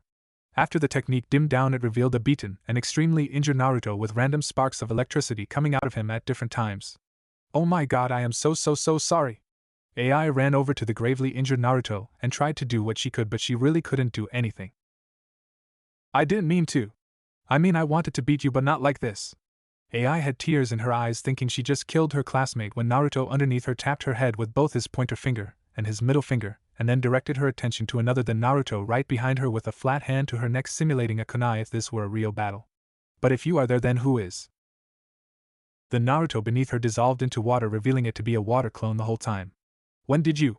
Naruto decided to interrupt her question because he knew what was coming. When you closed your eyes to remember the hand signs to your jutsu, I created a water clone to take my spot as I waited in the tree limb above you for when you would come over. He answered without taking his eyes off her. It's like he is only looking at me with those deep blue eyes. I mean, of course he would only be looking at me. I asked the question, stupid. Naruto walked away, balling his hand into a fist, letting blood flow through his fingers, completely ignoring AI's blushing face. I'm becoming stronger, good. The rest of the day went well for Naruto after the spars as he tried to be the best at the shuriken test, but he was simply too out of breath and too low on chakra to do how he usually performed, which caused his overall ranking to drop behind AI as she got a perfect score due to her large amount of stamina and training. However, he still edged out Satsuki, who got a better score in the shuriken test but lost in the spar, so she was chasing behind him in third. Needless to say, everything was going ideal for Naruto except the most important part of beating AI. This is bullshit. I should be number one. I won the spar, not her. Naruto could only glare at the ranking list outside the classroom, hoping it would burn to ashes by his look. He sighed and went back to the armory to eat and rest, as his chakra was as low as it had ever been in all of his training over the month. This did not deter him, but only pushed him on. As he left, he could feel the stare of a cold pair of eyes, but he refused to acknowledge them as he turned to leave. Satsuki-chan, I got first place. AI was running toward a fuming Uchiha heiress who could only ball her fists at the retreating back of Naruto Uzumaki. Damn him, if I did not hesitate I would have won, and he would have been at my feet like it should have been. I need to unlock my Sharingan, and then I will easily win, wiping that stupid expression off his face. AI had been talking the whole time about how she would hold on to her rank and how she would not lose to Naruto ever again, but stopped when she noticed that Satsuki was not listening. Satsuki-chan, forget about him. Come on, it was one spar, I bet next time we fight him we will definitely win. AI pouted but then held a victory pose to cheer her friend up. Meanwhile, Satsuki could not fight off the giggle coming out of her mouth at the ridiculous pose her friend was making. Yeah, you're right, AI-chan. Just some more training and we will show what it's like to mess with the best clans in Konoha. That's right. But first, the food of gods, ramen. AI was pulling Satsuki by her hand through the school as she sprinted toward Ichiraku ramen. However, while her thoughts were solely on food, Satsuki's thoughts were on the blonde boy that beat her. Whatever, I guess I will ask Anai-san for more training and show him his place. Hours later, Satsuki found herself at the usual stoic Uchiha dinner with her parents and her brother, but the silence was broken by Fugaku. So how was your first day of class? I heard they had spars for the first day to establish rankings. Mikoto was interested as well as Itachi but frowned when they noticed Satsuki was playing with her food. Satsuki-chan, do not play with your food. Answer your father please, we all want to hear about your first day, honey. Satsuki put down her chopsticks and mumbled out something that was unheard by the rest of the table. What was that, Satsuki Uchiha? I got third place. Satsuki looked down to avoid eye contact with her father. Well, that is inexcusable. Why in my day? Fugaku could not finish that sentence as Mikoto elbowed him in the ribs with her fully matured Sharingan turned on, daring him to finish that sentence, or face her wrath, which usually meant that little Fugaku would not see any action for a long time. Why don't you tell us what happened, honey? Satsuki looked up at her mom, who was looking at her kind eyes like her Anai-san while Fugaku was rubbing his sore side, and spoke up quietly. Well, there is this boy, and that was all she could get out before Mikoto brought her hands to her cheeks and talked excitedly. Oh, do you hear that? Fugaku-kun, our little sweetheart, has a crush, and so soon. I wonder when she will be bringing him around. Oh, I have to make plans and… KSN. It's not like that. However, they ignored her as Itachi got up from the table. Itachi-kun, where are you going? Mikoto asked with an overly sweet tone as she suspected what he was going to do. I am just getting my tanto cleaned before I go find this boy and warn him what will happen if he breaks my Yamato's heart. Fugaku was going to follow Itachi when a sudden tug on his sleeve told him to sit down. Now, Itachi-kun, there is no need for that this soon. I am sure she has not started kissing him yet. UKSN, you're so gross. Satsuki was definitely regretting bringing up this conversation. She took a deep breath and tried to think of anything that could calm down the table, so she said that the boy was able to match her fireball jutsu with his own water jutsu. This brought the table to a silence as they were intrigued by the 7-year-old with a water jutsu powerful enough to match the C rank attack. I got really mad, and before I could think, I got a good distance away from him and began to do it before I could stop myself. I could not stand the thought of losing to him after he insulted the clan, so I put as much chakra as I could, but he stopped it with a water jutsu the size of my fireball, and then while I was distracted he won by quickly following his jutsu like he knew he was going to beat my fireball. I am definitely going to see this boy and bring the tanto just in case, you never know. Itachi asked what the name of this powerful boy was, and what she said next shocked the table. Naruto Uzumaki, and Nai-san, I need more training if I am going to beat him. Satsuki finished as she missed the shocked face of her mother, and the raised eyebrows of her brother and father. Itachi. Fugaku got his attention quite quickly with his sudden serious tone. Begin to train your sister seriously. We can't let her soil the Uchiha name by losing to him. Itachi met his father's stern look with one of his own as he knew exactly what he meant. He glanced over to his sister's excited face and caved. This would be good for her to get stronger, but not for that reason. He nodded, which got Satsuki to quickly finish her dinner, and hugged her brother, thanking him for training him, missing her mother's and his sad look for his sister growing up too fast. Watch out, Uzumaki, I am coming for you. Meanwhile, AI was talking excitably to Kushina, who was setting the table and waiting for her loving husband to come back, about how she got number 1 at the academy. Ka-san, I got number 1. Oh, I can't wait to tell Tu-san. However, she did not have to wait long as she was suddenly lifted up into the air and swung around. AI was giggling madly as her Tu-san was spinning her around. What can't my little angel wait to tell me? He put her down and went over to kiss Kushina as she was putting food on the table. They all sat down at the table and were eating when Kushina decided to speak up. Honey, so tell us about your first day of school. Minato grew quiet as he looked down at his plate. Yeah, it would have been his first day as well. Kushina, sensing his sudden sad mood, squeezed his hand under the table and gave him a small smile, which was returned as if to say they still have AI. Well, I got number 1 in school today, but I lost my spar to this dumb boy. Kushina now turned to her with a sly smile and began to tease her. My, AI-chan, it's so soon for you to like boys. I guess I'll have to have Minato-kun draw up a marriage contract for you and this boy. Minato quickly picked up on this and sighed very dramatically. Oh, my sweet, sweet angel will soon leave me all alone for a boy, so I guess I will stop making my special ramen. AI suddenly grew wide-eyed and waved her hands incessantly as if to stop Minato from not making his special ramen. Tio Yursen, please don't stop making your ramen. I won't leave you for Naruto. At that name all the laughing stopped so quickly that AI thought she did something wrong, so she tried to backtrack and spoke up. Yeah, Naruto Uzumaki was the name of the boy who beat me. He was so good. I mean, I need to train harder to beat him so I won't lose to him and fall for his tricks. How was I supposed to know I hit his water clone and not the real him? But Kiba and Satsuki-chan lost also, so it wasn't just me. I will train so hard that I will give our clan a good name and beat that no clan loser. AI finished as confidently as she could fake as she thought her parents were mad at her losing to Naruto, but she had no idea how deep she hurt her parents by bringing up their lost child. An image of the Kyuubi was behind their small child as if it was smirking over its new vessel. Minato's hand tightened around Kushina's until he heard his daughter whimper out his name, and he looked up to see his daughter looking scared at his sudden rage.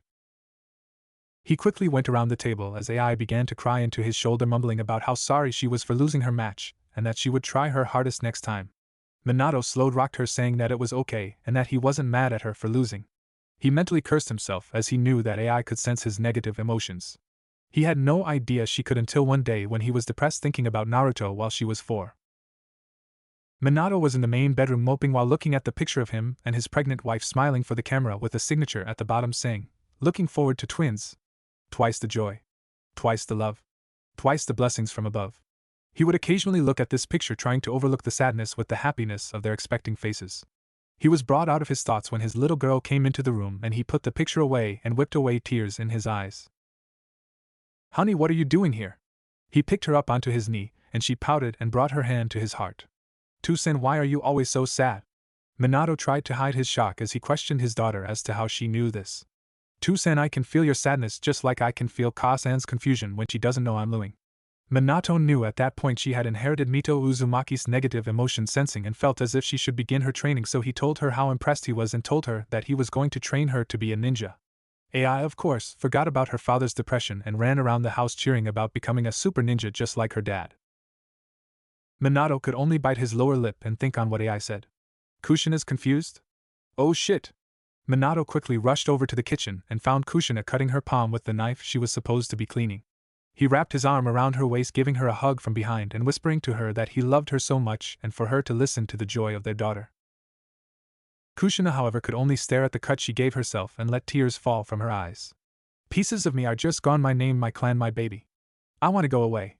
As she started to move, she felt Minato's strong arms holding her, however to her they felt like ropes, and she struggled to be free to the point she was screaming to be free. Minato, however, just held her as her beating fists slowed down to nothing but a series of taps, and finally she passed out from another of her episodes. "I can't let AI see Kushina like this. I will leave her with Mikoto to see if she can help her again." Minato could only thank Kami that Mikoto was around to calm his wife down during these episodes. It was like she was the only one that could help her when she was dealing with the aftermath of an episode. So Minato quickly formed a shadow clone of himself and left in a flash to the Uchiha compound. AI came into the room only to see her smiling father and asked where her Ka-san was. He picked her up onto his shoulders and carried her down to the training room, telling her that Ka-san just need to get some groceries for dinner for tonight. AI eventually fell asleep under her Tusan's slow rocking and all the energy she expended today from the excitement of the first day, so Minato carried her daughter to her bedroom as Kushina followed right behind, smiling at Minato's gentleness. He laid her down gently on the bed, gave her a kiss on the forehead and went to the main bedroom, giving Kushina time alone with AI as she normally did. "Ka-san?" AI's eyes slowly opened to look at her mother, who was illuminated in moonlight of the clear night. Kushina pushed some of AI's hair behind her ear as if to non-verbally tell her to continue. "Is Tusan mad at me?" she said as she lifted the blanket to cover herself from the response her mother would tell her. "No, baby, we love you so much we could never be mad at you." "Can you tell me another story about the Mizukantarora clan?" Kushina gave her a small smile as she began to tell her stories of old. When AI was growing up, she would always ask her mother to tell her stories when she was sad, so Kushina told her stories of the Uzumaki clan but would instead call them the Mizukantarora clan, which means water controller, so not give away her heritage. Not because she did not want to tell AI that she was an Uzumaki, but for her to forget that she was an Uzumaki because now that infamous name was held by the demon that was once her child. Kushina, as much as she wanted to, could not bring herself to tell AI that she was one of these powerful Uzumaki because she never unlocked the bloodline and the name would associate her with the terror her old clan's members caused, because they were held as gods of water and were feared by all until they were eliminated thanks to a collaborated raid of Kumo and IWA Ninja. So she distanced herself from her clan's powerful past by keeping them as only bedtime stories to impress her daughter, and eventually make herself believe they were only characters in a child's story because raw power like that is too fearsome for reality, like the stories of Madara and Hashirama. Because power like that would tip the scales of the ninja world again like the days of old, and she hoped that her ancestors were the last of these gods. She could only pray that neither of her children got these powers to corrupt them. Because the world does not need more gods but families. Meanwhile, AI had fallen asleep during Kushina's retelling of the Mizu Kantorora clan preventing a tsunami on a defenseless farming village, while in her mind it brought back the story of the most fearsome of the Uzumaki summoning a tsunami to drown that same farming village because they provided for another clan during the time of the clan wars. But that was the Uzumaki, not the Mizu Kantorora. That power was for childish stories of superheroes, not for war stories of monsters. The power of a god was for the rotten corpses of old, not for the living of now. Kushina still held her fears that one of her children could have inherited this corrupting power. She brought her head to AI's heart, and could only pray that AI did not receive her clan's power, because she could not bring herself to lose another child to a dark power. Naruto-chan, please don't lose yourself to the power of the clan, please. Naruto jolted out of bed when he heard a voice in the armory, or so he thought, as he leapt out of bed to check out the rest of the armory. He eventually found himself in the training room and felt sudden rage clamp his heart at the plea of the ghost. He manipulated the water to surround a training log and closed his hand into a fist which caused the water to destroy the training log into nothing but splinters. His blue eyes were cold enough to phase blizzards as he stared at the shattered remains of the training log. The fearsome power of the Uzumaki was alive in Naruto, as he held the necessary rage to manipulate the raging torrents of this power. The power of a raging god of water was slowly building in him like the tides of the ocean receding before the great tsunami. And that tsunami would drown the Senju and all that stood in his way. 7 years had passed since that first day, but as they say, the more things change, the more things stayed the same. However, for Naruto, things only got worse. As soon as Iruka got his teaching assistant Mizuki, during his 4th year at the academy, his scores took a sudden dive and he refused to go to the Hokage for help, so he did it the only way he knew how. He got rid of him. Of course, it was not hard as expected to get a private audience with Mizuki, seeing how he quickly agreed for a late-night training session to help him improve his scores. Needless to say, it did not go as expected. Naruto was standing in his usual garb similar to Tobirama as he waited for Mizuki to show up. However, he did not have to wait long as Mizuki showed up in full gear as if ready for a fight. Naruto could only act shocked as he began his monologue. Mizuki. Naruto stared right into Mizuki with piercing blue eyes as if to say, "Shut the fuck up and come at me." He got the message loud and clear. "Eat this, demon." He threw the one of his Fuma shuriken at Naruto with such speed that he couldn't react in time to save himself. The Fuma shuriken was firmly lodged in his stomach as Naruto fell to his knees in shock at the surprise attack and looked as if he was struggling to get the large weapon out of his stomach. Mizuki quickly walked over to the still kneeling Naruto and began to laugh. "This where you belong, demon, on your knees gasping for breath as I cut the head off your human vessel." Naruto just started laughing at Mizuki until he suddenly disappeared in a puff of smoke and leaving the previously lodged Fuma shuriken rattling on the ground without a single drop of blood on it.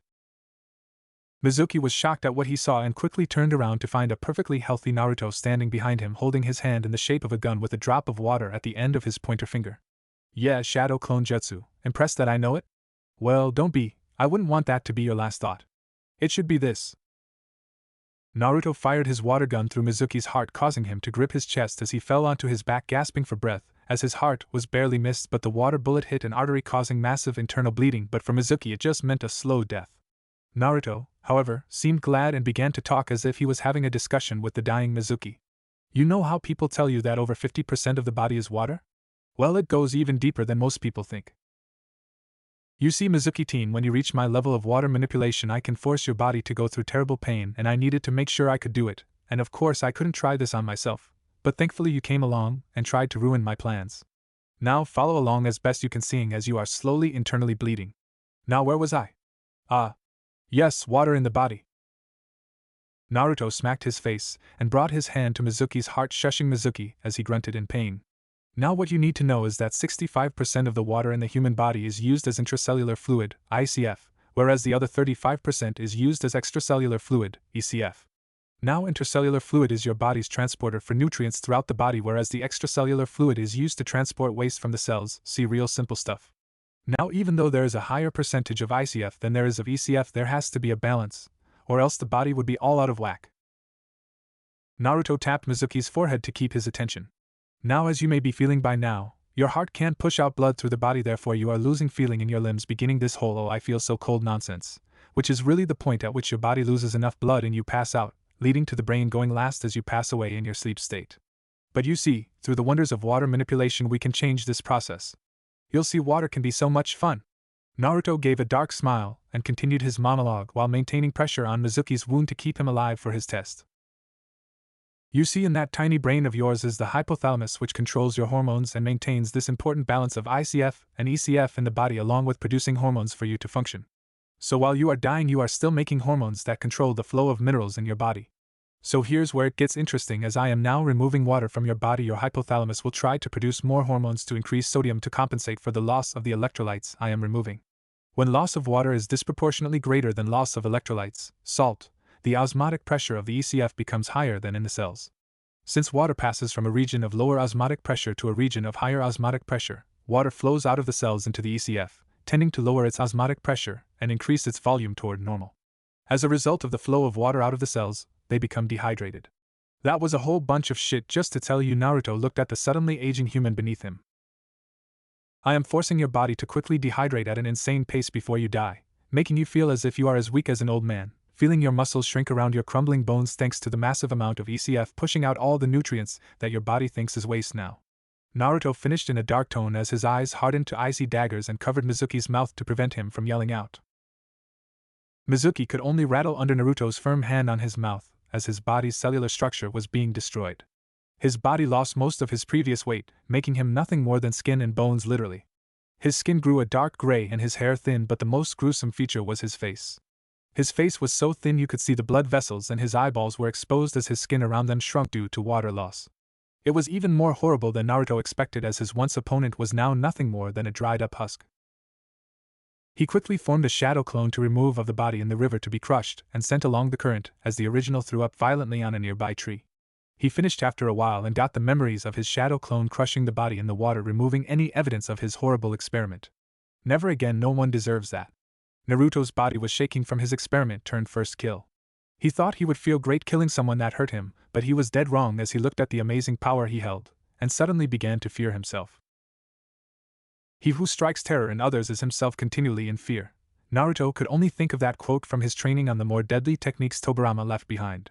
Damn, he is right, I am becoming scared of myself, but at the same time this power is what I need. So Naruto ignored his fear of his powers and embraced his rage on the Senju and the village as he left to the armory for the night. Naruto returned to the academy the following day looking as if nothing had happened and it was just another day.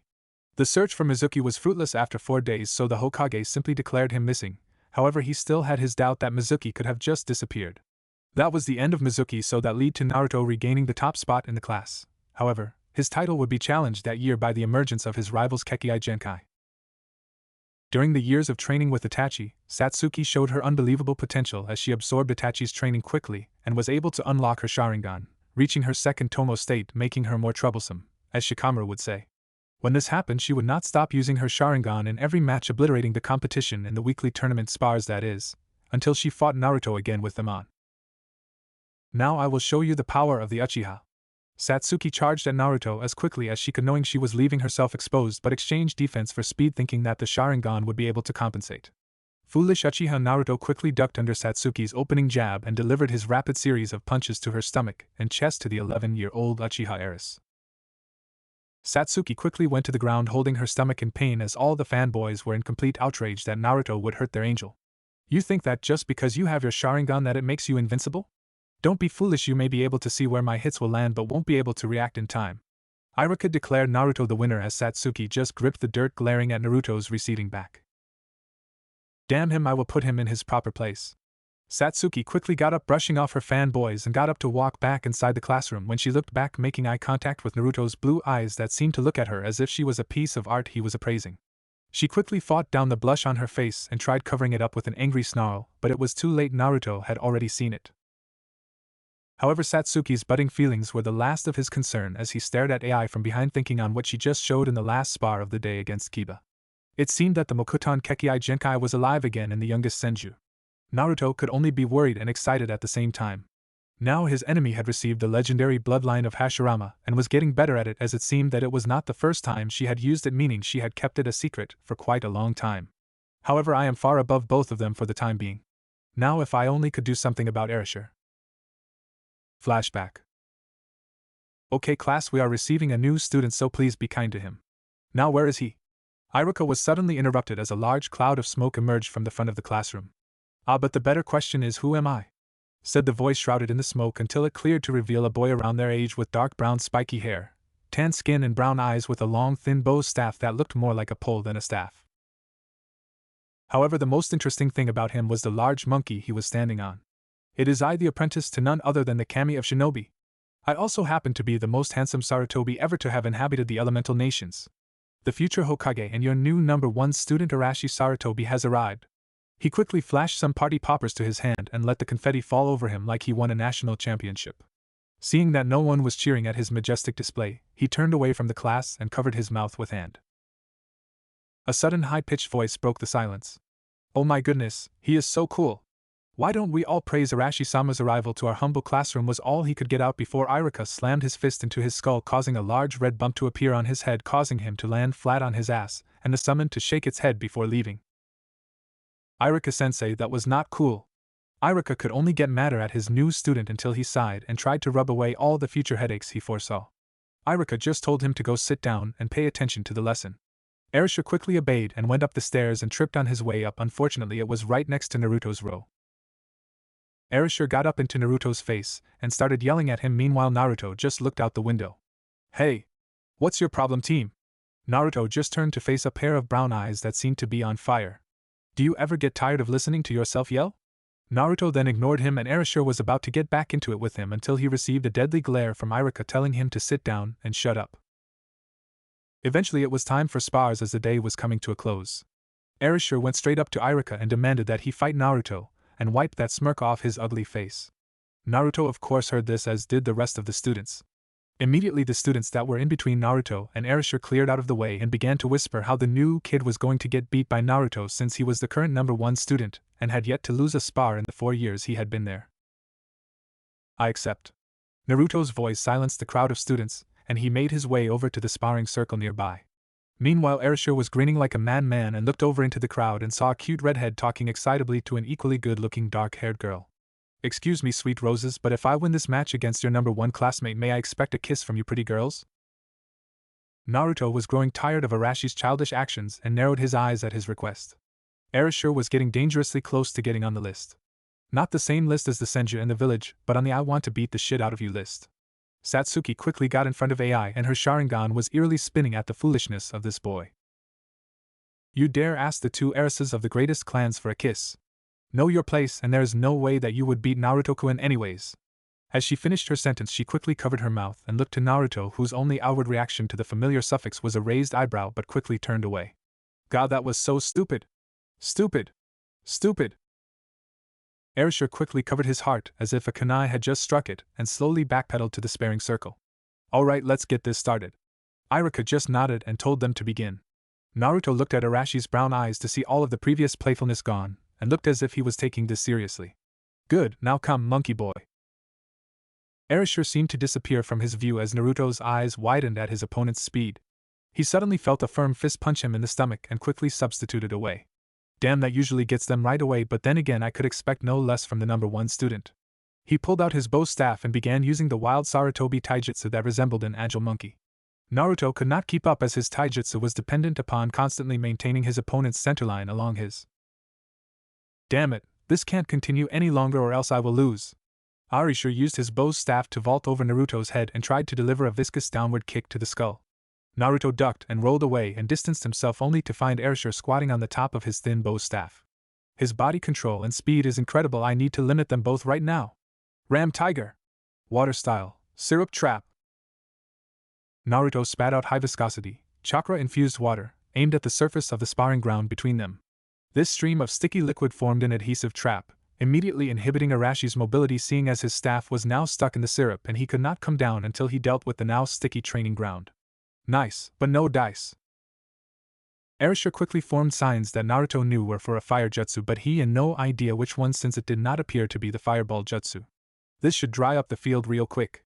Ram horse snake dragon rat ox tiger. Fire style, dragon flame bomb. Erishur kneaded his chakra into flames, which was then manipulated into a genuine-looking dragon. He then blew out flames that divided to launch a left side, right side, and frontal assault in all three directions at once, threatening to turn Naruto into ash in a matter of seconds. That jutsu is only known to the third Hokage. Well, fuck this and no more holding back. Water style, water shockwave. Naruto quickly slammed his hands together and formed a spiraling vortex of water as tall as a twister. The vortex then proceeded to explode from the top into the form of a wave. Naruto then pushed out his arms to control the wave to meet Arashi's flame dragon bomb. Erishur, seeing the giant wave of water rushing toward his flame dragon bomb, pushed as much churka as his small body could force out, flickering the flames from their previous orange hue to a blinding white-hot flame. Naruto, seeing his opponent going all out, matched his intensity and roared into the rushing water, drawing in more water from the air to combine with his water shockwave, creating a tidal wave with incredible force behind it.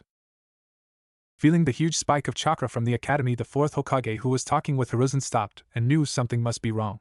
Hiruzen suddenly worried as he sensed that it was his apprentice charging up enough chakra for the only jutsu he taught him that would be required for this amount. Minato, we need to get the academy now. Minato nodded and grabbed the third Hokage, only to flash to the top of the academy to witness this incredible scene. His son staring down the third's infamous fire jutsu with an intense look in his eyes. He looks almost exactly like Tobirama as a young man.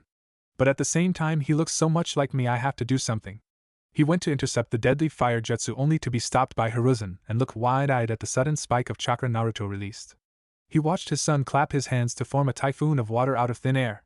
That can't be, but that jutsu was Tobirama's. He should not have the necessary level of water manipulation for it. After the clash of the incredibly high ninjutsu battle, the steam coming from the jutsu was enough to cover the surrounding area. Two blurs met in the middle, only to find themselves at an impasse. Damn, Huff, I thought I had you, Huff.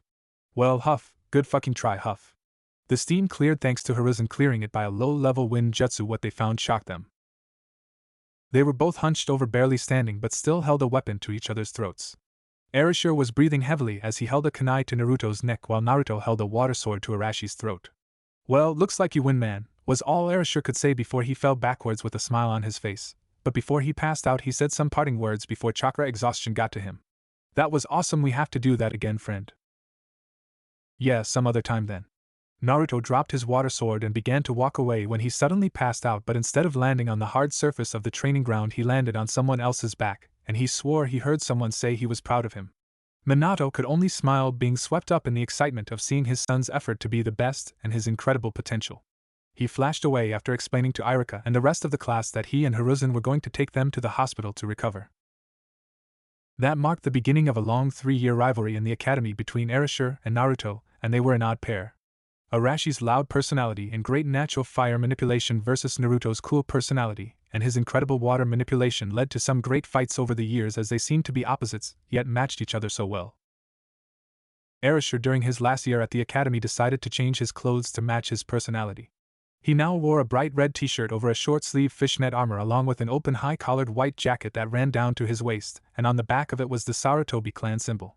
He finished that off with a pair of standard blue ninja pants and blue sandals. Naruto had finally grown into Tobirama's old clothes, so he now wore a black long-sleeve shirt that had a large white fur collar around his neck, along with his normal black pants with thin ninja pouches attached to the pants for easy access to his tools.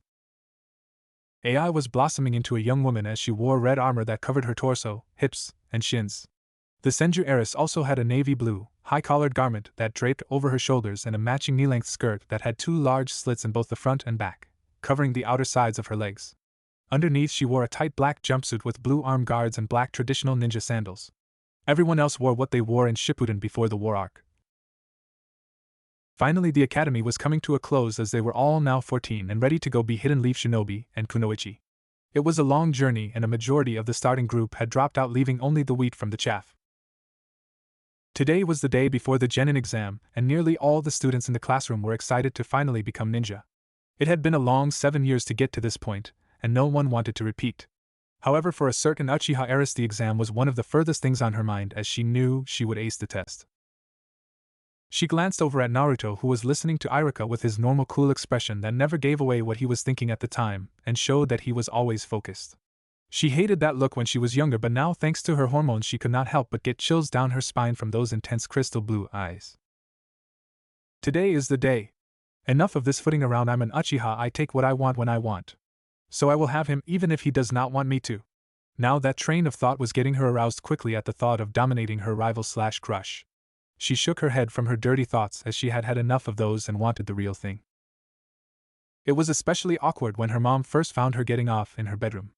Mikoto was going upstairs to tell Satsuki that dinner was ready when just as she was about to knock on the door to get her attention when Mikoto heard strange noises from inside, so she thought Satsuki was in trouble. That could not have been further from the truth, as Satsuki's mind was swimming in pleasure as she was getting off to the photo of last year's top student, which was Naruto again, as he was standing under the shade of a tree with his ice blue eyes staring into the camera as the wind blew his blonde hair, as if he was watching her in her bedroom right now. She was too into it when Mikoto began to lightly knock on the door and was close to finishing as she dove deeper with her thin fingers and spat out the pillow she was biting on to avoid being heard. "Oh, Naruto-kun, deeper Naruto-kun." She sped up and was now on edge and was chanting his name louder. Mikoto heard Satsuki moaning and she jumped to conclusions, thinking she was in pain. Mikoto burst through the door with her Sharingan blazing at full power, ready to send whoever was attacking her daughter to hell. "Satsuki-chan! Are you okay?" Mikoto's sudden yell quickly snapped her out of her pleasure and killed the mood faster than a kunai to the heart. Mikoto had very little time to react to the situation at time because Satsuki's reaction to her entering her room was immediate. "Aks-san, get out! Get out! Get out!" Satsuki quickly tossed the picture of Naruto to the side and threw anything and everything at her mom and wrapped her partially dressed body in the covers of her bed. After throwing everything in arm's reach, she bawled into her covers, embarrassed out of her mind. To make matters worse, Itachi and Fugaka seemed to phase into her room at the sound of her screams. "Ka-san? What's wrong with Satsuki Amuto?" She immediately wanted to curl up and die when she heard her and Ai-san's voice.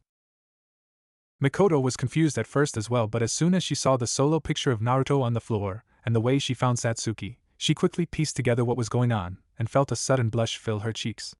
She was embarrassed for Satsuki, as she could only imagine what it would have felt like if her family stumbled in her masturbating. Mikoto quickly ushered Itachi and Fugaka with an urgent tone, claiming it was women issues. At the sound of womanly issues, both men seemingly disappeared as fast as they arrived because the body functions for women were as mysterious as they were awkward to listen to. The last thing they needed to hear before dinner was their daughter/sister going through her period. Mikoto gently closed the door behind her and picked up the picture of Naruto off the floor and sat on the bed next to the curled-up Uchiha heiress. "Well, he is quite the looker, Satsuki-chan. I mean, look at those sexy blue eyes," Mikoto said with a light tone as if to tease her daughter, and it worked as Satsuki swiftly emerged from the covers and swiped away the picture of Naruto and held it close to her. "Ka-san, I was just It's fine. I think now is the best time to talk to you about certain things. One long conversation about boys later, and you are welcome." Satsuki had a deep blush on her face as she was going down the stairs to eat dinner with the rest of her family. As a majority was a blur, she kept one thing to heart that her mother said. "An Uchiha's pride is not just limited to the battlefield, dear. It is also applies to love, as at one point I was in your position and I almost lost Fugaka-kun to my sister Akua-chan, but before she could make her move on him I quickly got him alone and made sure he knew my interest quite forcefully." Satsuki silently cringed again at the thought of her mother and father doing anything sexual together in her seat as she reran her plan again through her mind. She looked over to Naruto and balled her fists. "You will be mine, not one of these weak fangirls, or even Ai-chan will get you. I promise on my Uchiha pride." Satsuki was mentally psyching herself up for her confession as Iruka guided everyone out of the classroom to review the necessary taijutsu katas for the exams. Satsuki slowly got up and stole Naruto's hard case book with all his notes for the exam. She then put them into her backpack and rushed after her classmates towards the sparring grounds. Hours later the school day ended and the class quickly left to get back home to review and get some late studying done. Erishur was waiting outside the classroom feeling quite nervous as AI was talking with Satsuki about how they were going to be official ninja. "Yeah, I'm excited too. I think Erishur wants to talk to you, seeing how he is basically sweating a lake outside and keeps looking at you." AI quickly looked over to Naruto, waved and then left Satsuki in the classroom alone with Naruto, who was looking all around his seat for his notes. "Damn it, did someone take my notebook? I knew I should not have left them out, and I should not be working on water jutsu theories in class for exactly this reason." Naruto stopped looking for his book when he felt a firm poke to his back. He turned to see Satsuki with his book extended to him, as she refused to look him in the eye with a clearly reddish tint on her cheeks. "Why would Satsuki have my book? Did she want my notes for herself? No, she would have kept them, so why, dash." Naruto then took a closer look at Satsuki and recognized what she was doing, she getting him alone. It was not Naruto's first time being in this situation, as many girls had done similar things to get him alone, but he simply had no interest in any of them or getting in a relationship, so he usually just left immediately, but this was different. Naruto's normally cool demeanor was breaking as he looked at Satsuki closer and chewed his lower lip as if to fight off him making him say something stupid. Naruto's blue eyes traveled along Satsuki's outfit, starting from her high black zip-up collar that covered all the way down to under her full C-cup breast, ending at the top of her stomach, which was covered by an evil, at least to me, sleeveless fishnet armor. Along her arms were white arm bracers that tapered off just under her shoulder. He allowed his eyes to look further down to her white short shorts that were slightly visible through the slit in her black skirt that flowed down to a little past mid-thigh. He trailed down her cream white legs to the tight white leggings that went above her knees that made his pants a little tighter just thinking about seeing the rest of those sexy long legs and imagining them wrapped around him. He then could not fight off his hunger anymore. Looking back at this, Naruto would never figure out what caused this, whether it had been his Uzumaki blood or his hormones. He wrapped his arm around the small of her back, smothering her soft body with his firm chest. Meanwhile, as Naruto was looking her over, she tried to think of a way to confess to him like her mother told her, but stopped when she heard a low growl from Naruto, and she felt him pull her in and did not resist as she was too shocked to react outwardly other than to wrap her arms around his neck. Naruto lowered her high collar zipper just low enough to get access to the curve of her neck, and he deeply inhaled Satsuki's scent. Damn, had Satsuki always smelled this good? And Kami, her chest feels so soft. When she felt Naruto's nose brush against her neck, she tightened her grip around his neck, bringing him to bury his face deeper into her, causing her to gasp as his teeth grazed her neck as if Naruto was trying to eat her. She moaned out his name as Naruto was in heaven listening to his rival's whimpers in his ear, and it almost made him lose control. Is she releasing pheromones or something? He thought in a daze as he began to nibble on her smooth cream-white skin. He felt animalistic, raw and hungry for Satsuki, hungry for the flesh of his rival, and all logic flew out of the window when he heard Satsuki's melodious voice moaning his name. He ran his hands all over her narrow back and wide hips. Damn, I had no idea someone could be so soft yet firm at the same time, he thought as his hands gripped Satsuki's firm tight ass. Satsuki's mind was gone as Naruto played with her body, and she loved every antagonizing slow minute of it. She let out a cute squeak as Naruto's strong hands took a firm grip of her ass as if he wanted to rip it off her, making her get on her toes and close the little distance there was between their bodies. Feeling Satsuki's arousal against his right thigh, Naruto switched gears and took control of his raging hormones. When Naruto's hands left her, but she got worried. Maybe he didn't like it? She panicked when she felt him freeze. She didn't know whether she could be considered desirable or not, as she had always been a little more aggressive than most girls in her class.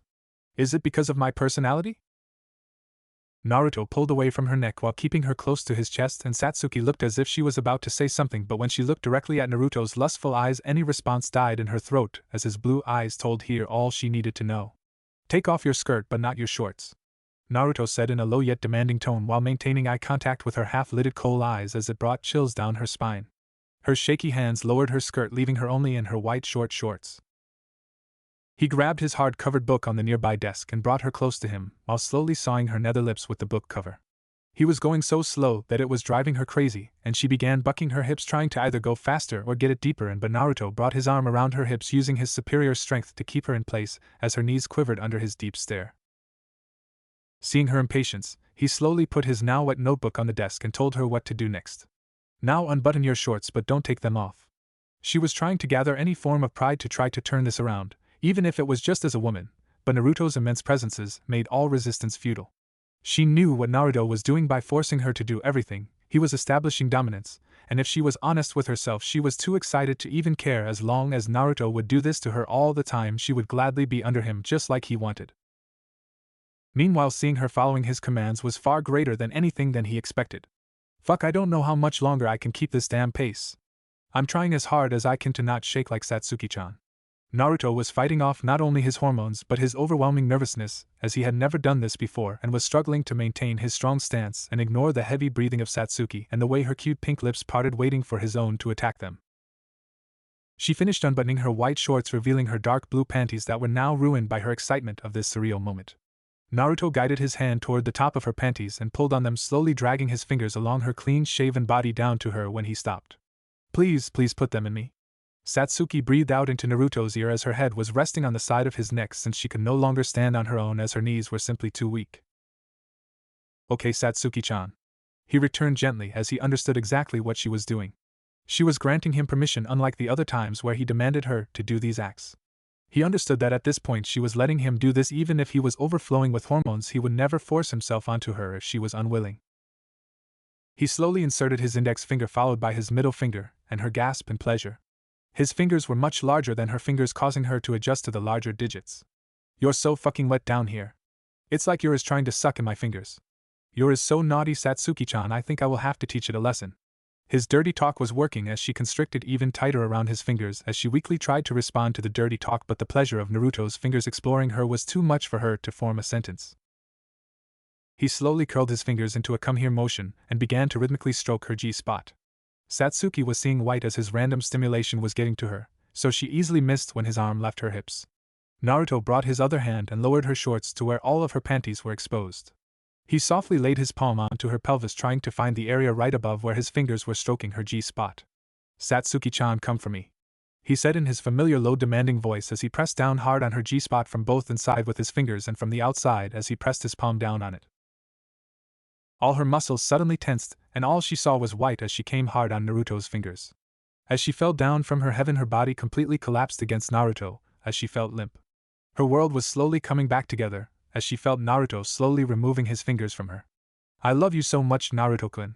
Even before this, you just had this strength that others just did not have, and it wasn't just your physical strength but your indomitable will that made me fall for you," she finished as she tried to pull herself together enough to look into his softening blue eyes.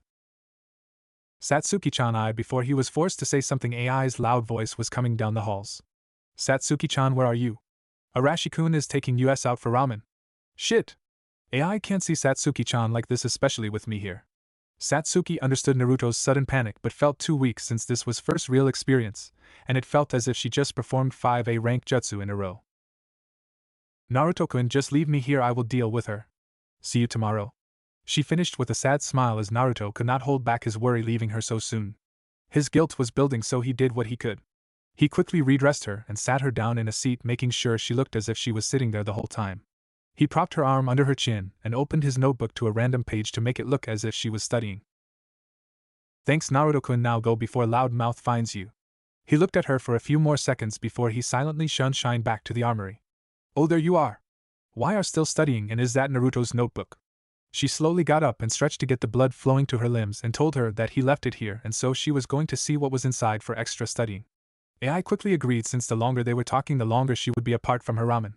"Yeah, I plan to do some extra studying with this notebook."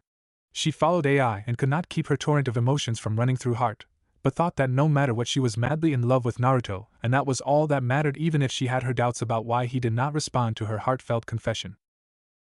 Fuck. Fuck. Fuck.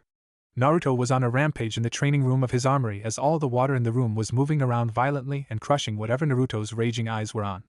Fucking Senju. I mean, god damn it, she was so gone. Naruto stopped as he cried a river of tears at the thought of how wrapped around his finger she was. He stopped his train of thought and lay down on the floor looking up at the ceiling as he thought on Satsuki and what just happened. What am I really angry about? Was it the fact that she did not do anything for me? Was it the fact that we were interrupted? Or was it the fact about me unable to tell her I love her? Fuck me, I can't get caught up with her. I need my revenge, and that includes killing AI eventually, her best friend/sister. I can't have it both ways. However, Naruto's mind ran through that moment about what just happened. This way she felt so soft in her arms, her sexy whimpers egging him on to do whatever he wanted to her, the way she was desperately trying to finish but him controlling her to go at his pace. Fuck. I need to work this stress off. Naruto left the training room to do some stress relief, and then prepare for tomorrow's exam. He knew deep down that he was wrapped around Satsuki's finger just as she was around his, but he would have to try either to keep it a secret or ignore it for as long as he could until it burst. He slowly walked toward the academy, looking around at the changing leaves on the trees around his armory. The leaves look great, but they just aren't the same anymore and eventually will lose their hold on the tree and be lost into the wind. Naruto inhaled the cooling autumn wind and sped toward the academy to finally become an official ninja, and one step closer to destroying them. When he finally entered the room, he threw his hand up to catch the incoming projectile, his notebook. "HN, don't look so lost, though. You left your notes here yesterday. I guess you were just too worried about trying to beat me and AI-chan that I bet you even forgot to bring your kunai pouch." AI giggled at her friend's joke. Meanwhile, Erasure was cracking up at seeing his friend being humiliated as it was such a rare moment. Naruto refused to say anything like he usually did, But he slowly walked towards Satsuki while maintaining fierce eye contact that was bringing her flashbacks of yesterday. Damn it, what is he doing? Why is my heart racing already? He is just looking at me.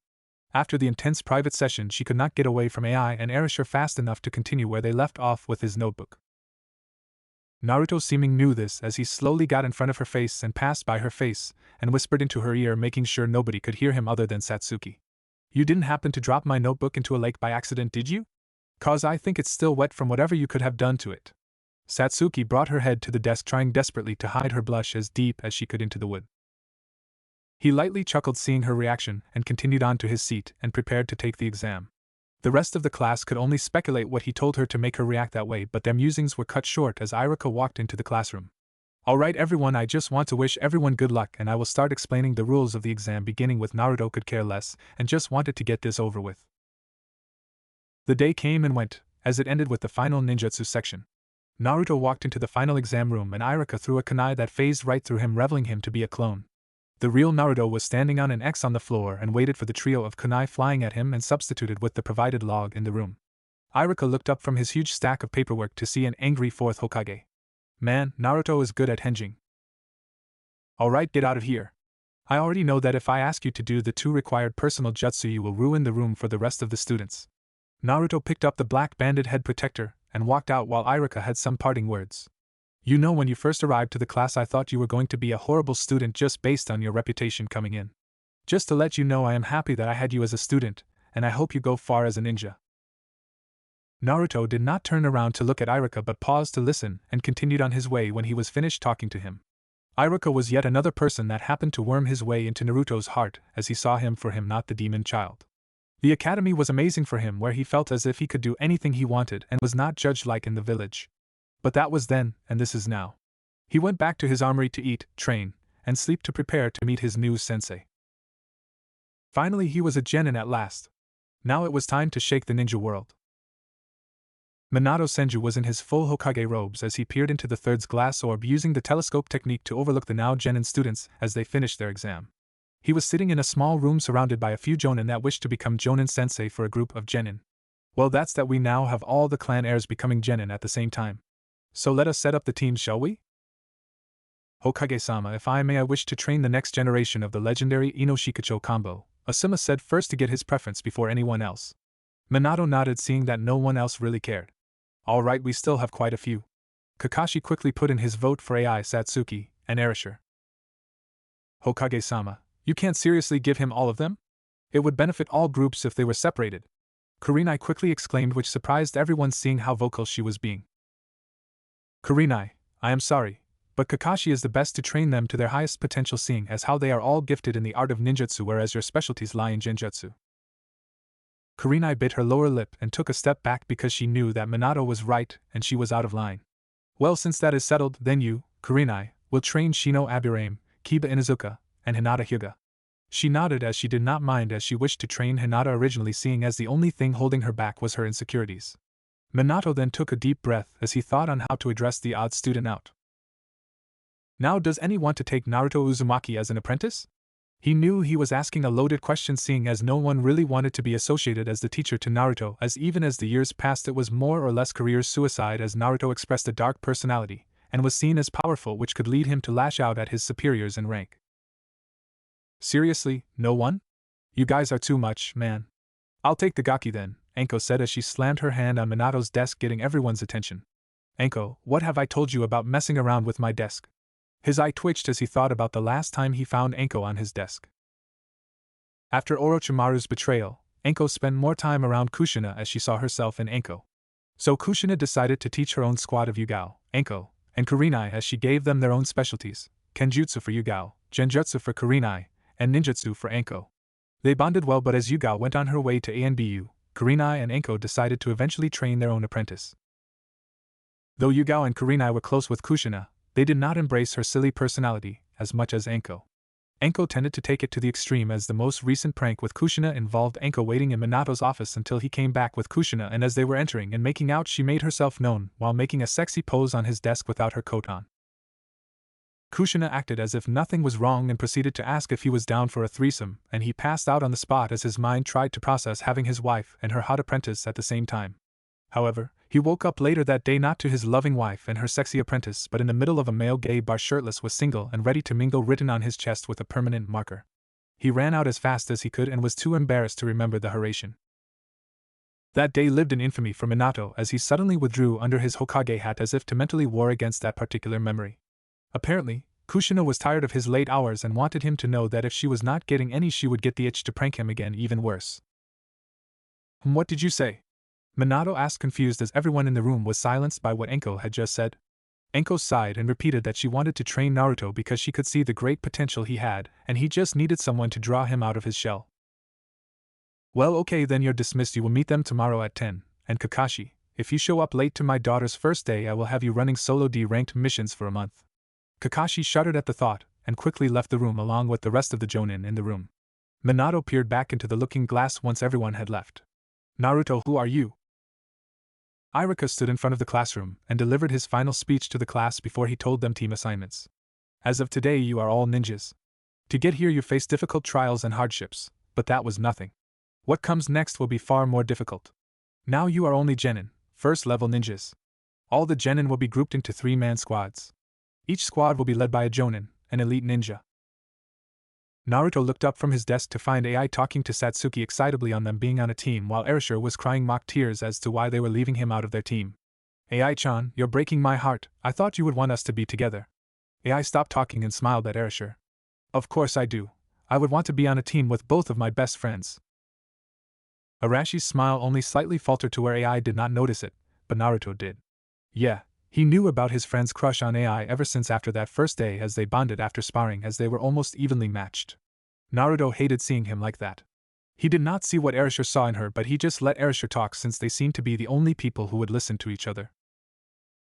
Erasure may be a loudmouth, but he did not make close friends with the rest of their classmates.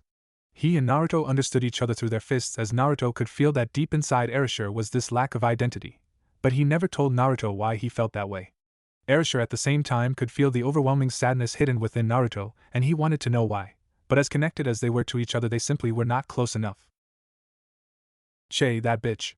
Naruto looked away from that group and stared at Iruka to listen to the rest of the lecture, but slightly faltered at the large amount of killing intent hitting him like a heat wave. Satsuki was pissed, so pissed, in fact, that she almost turned on her two-tomoed Sharingan just to glare holes into Naruto's skull. How dare he not even talk to me about what happened for 3 whole days? Naruto Uzumaki almost felt like whimpering from his seat as he could feel Satsuki ready to pounce on him like a tiger to rip his face off. Can please see me through to the afterlife? I don't know what to say to her. How can she blame me? I don't even know what to do. Iruka indirectly saved him by continuing his speech. We want each squad to have a balance of strength and abilities, so that's how we set them up. I will now announce the squads. Iruka ran through the list as Naruto only caught the last few. Team 7 will be Erasure Sarutobi, AI Senju, and Satsuki Uchiha under Kakashi Hatake. Erasure and AI were cheering from their seats, whereas Satsuki had a small smile on her face knowing her team was the best possible team, while second best team. Team 8 will be Shino Aburame, Kiba Inuzuka, and Hinata Hyuga. Team 9 is already a set team, therefore Team 10 will be Ino Yamanaka, Shikamaru Nara, and Choji Akimichi. Now go forth and defend the village with your wills of fire. Naruto slowly pulled his head up from his desk to level a stare that could freeze hell over right at Iruka. Why do I not have a team?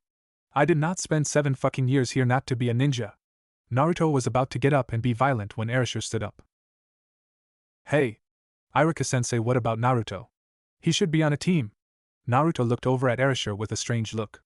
No one's ever defended me, not that I need it, but Erasure gave his own glare to Iruka, thinking that he not putting Naruto on a team was bullshit.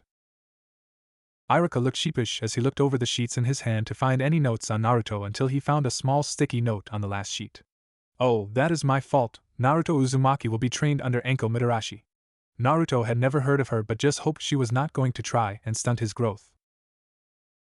He did not have to wait long as a female figure broke through the room as a large drape covered the section where Iruka was standing and had on it the great Anko Mitarashi, the most kick-ass sensei around.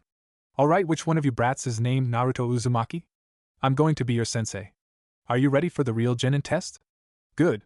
Now follow me. Anko finished with her fist in the air as if she was cheering herself on. Anko, Iruka meekly looked around the drape and told her that she was early. TSK, Iruka-kun, what have I told you before? It's not early, just being too soon. And it's Anko-sama to you, or do you not remember our lessons? Iruka suddenly blushed while Anko had a vicous smirk. Naruto could not fight off the growing disgusted expression on his face as his sensei was being whipped in front of the whole class, and he did not even fight back or deny it. Wow. Iruka-sensei lost a lot of points. I know I'll never bend to a woman's will. Che, what a joke. As Naruto finished that thought, he could not ignore the sudden chill down his spine, while Satsuki could not help but enjoy the scene unfolding in front of her and silently took notes along with the rest of the girls in the class. What worried all the males was the loud clicking sound of a pen amplified tenfolded as all the girls pulled out a notebook and started writing on their own small notebook. Naruto started to ask if they could go when he was shushed midway of asking a nearby girl who was still writing notes, while pushing up her glasses and taking a sip of her pumpkin spice latte. Honestly, I cannot go anywhere on campus without finding a girl with fake glasses and a pumpkin spice latte like WTF. The sound of scribbling ended, and after the sound of a multitude of pens clicking closed did Naruto begin to ask again if they could go. Anko just yelled out to follow her and sprinted out the window to land onto a nearby building with Naruto following right behind her. They stopped right in front of the forest of death and Anko began to speak. Okay, let's get the air cleared here. Obviously you can guess nobody wanted to train you, but do not think for one fucking second that I'm some chump jonin that got stuck with you.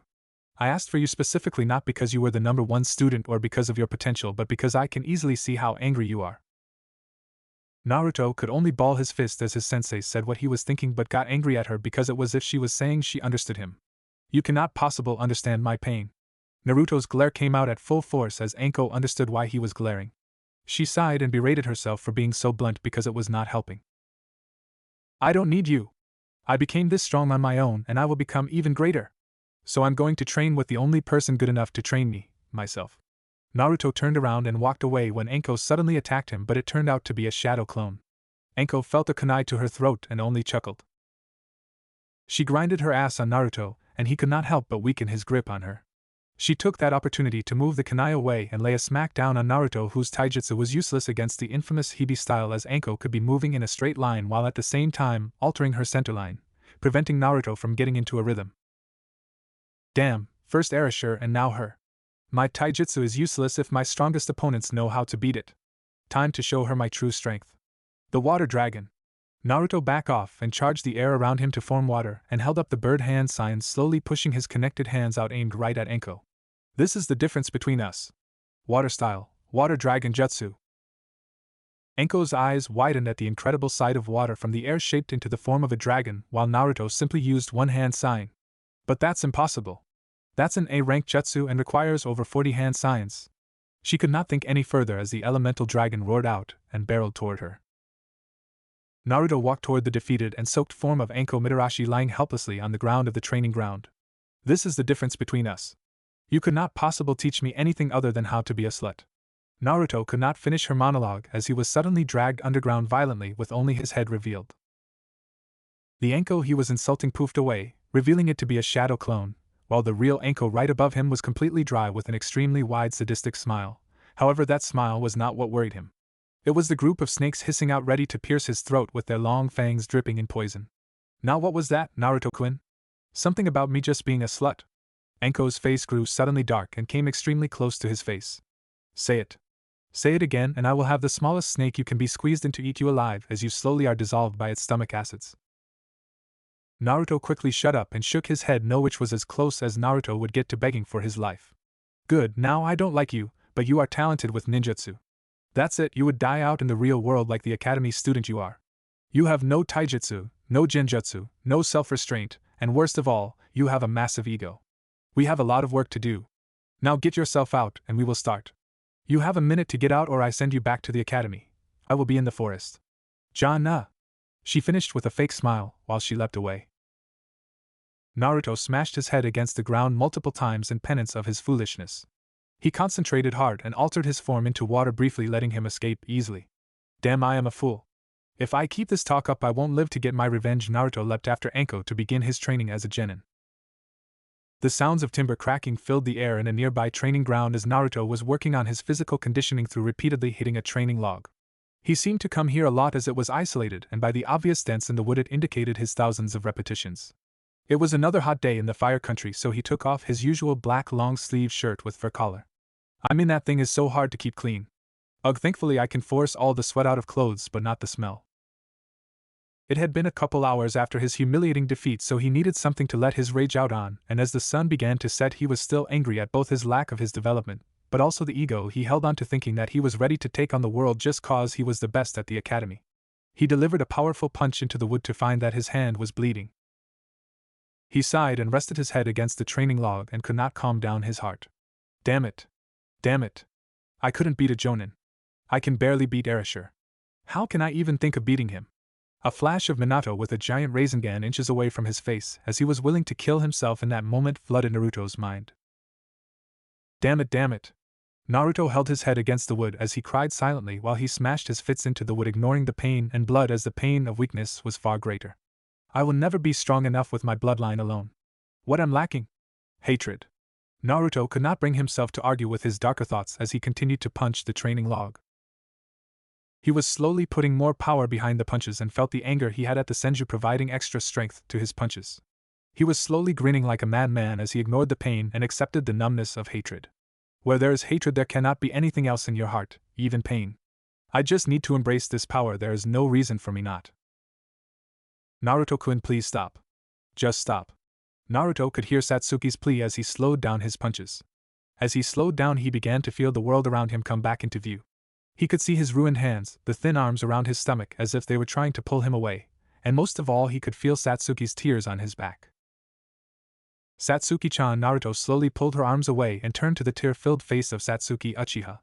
It shoved a nail in his heart seeing her like that, so he removed his bloody bandages and wrapped her up in a hug. Hey, it's okay. I'm sorry, I just was lost. Satsuki sniffled her into Naruto's chest as she spoke. I was so angry at you from ignoring me, so I looked all over for you to yell at you. But when I saw you hitting that training log I almost attacked you on the spot until I noticed you were crying. Then you. Satsuki dove deeper into Naruto's chest as she felt scared. You just kept punching and punching, letting your hands break, and you just smiled, Naruto-kun. Naruto held her tighter as he cursed himself for showing Satsuki his rage and hatred getting the best of him. The thought of losing Satsuki from his hatred scared him the most. He never opened his heart to anyone. What started in the schoolroom was just a couple horny teenagers, but by the end he felt something more. Nothing was added to me, I was connected with her at that moment. That's why her pain hurts me as well. I don't know what to do except try not let her get hurt. I need to end this here, she can't join me on this path that I have before me. Naruto loosened his grip on Satsuki as he took in a deep breath to do something he would regret in order to do what he needed to. Satsuki-san. I don't think. Naruto stopped as Satsuki's head came up so quick and her now 3-toed Sharingan told him he would die painfully if he finished that sentence. You will not break up with me over this shit. Satsuki nailed him right in the stomach and followed with a thunderous back kick to his face. Naruto could feel his nose bleeding and the sharp pain in his back as he hit the log really hard. Before he could get up, Satsuki straddled his waist and bit his shoulder hard enough to draw blood. H. Satsuki stopped and looked up with tears in her warm coal eyes. Please don't leave me, she whimpered out. She looked away in shame. I know that I am not the most feminine or the best looking, and I'm pushy and... She could not get any more words out as Naruto gently pulled her chin towards him and kissed her gently. Satsuki's eyes widened before she closed her eyes and melted into the kiss. After a while Naruto tried to get his tongue into her and Satsuki would not let him, so he pinched her ass and she squeaked, which allowed Naruto to enter, but only for a moment as Satsuki immediately pulled away. Naruto, what are you trying to do? Satsuki was beginning to doubt that he cared for her and was only trying to use her. Do you even care about me? Naruto just looked at Satsuki, just lost as he did not know what to say. I am just doing what I instinctively feel. How am I supposed to handle this? Satsuki-chan, I don't know how to treat you like the Heim you are to me. I don't know how to outside of using my body to express this to you. Satsuki was bright red as she heard Naruto's compliment, and especially the thing about using his body to treat her like a princess. She shuddered as she imagined Naruto doing her every whim. That's my problem as well. Sigh. I don't really know how to be romanced, but we are moving too fast and... Satsuki looked at Naruto's confused blue eyes as he truly was simply a teenager that was trying to be the right man but did not know how. It's so sweet that he thinks of me that way and he really wants this to work out. Damn, why can't I think about how normal frilly girls do this? Satsuki made a cute pouting face as Naruto tried so hard not to take her right then and there when he stopped himself. Fuck, this is a lot of work. I mean, why can't I just... Naruto began to grind himself under her, trying to please both of them at the same time when Satsuki instantly wrapped a hand around his throat, suddenly choking him, forcing him to stop really quickly. Satsuki turned her fully matured Sharingan on and came close to his face, but Naruto was doubting it was for another gentle kiss. You said I was a princess, well then you are going to treat me like one. She tightened her grip around his throat as she continued. I like sushi, so you will take me out later tonight and show me how much you want me without this. She grinded her butt on Naruto, teasing him, but Naruto could not enjoy it as Satsuki refused to let go of his throat. 8 tonight, don't be late. She got off and noticed that Naruto had a bulge in his pants, so she decided to be extra cruel. She slowly turned around and walked away from Naruto while she made wide hip movements, drawing him into her sexy swaying movements before she disappeared via Shunshin. Satsuki's Shunshin blew the bloody bandages from Naruto's moment away into a nearby bush. Now sitting in the training ground was a sweaty, shirtless, and aroused Naruto, who was speechless at what just happened. That went so differently than I thought it would go. Fucking hell, she has a hell of a grip. Naruto was rubbing his neck, trying to remove the phantom pains in his neck. After a while he realized what was going on as he noticed what just happened. I just got whipped. Hell, she just demands shit and leaves me still hard, like what the fuck. Naruto just sighed and went over to pick up his shirt that was lying on the side of the training ground. As Naruto slid his shirt on, he could not help but smirk. Damn, I don't know how she does it. She can be so ruthless one moment and a tease the next.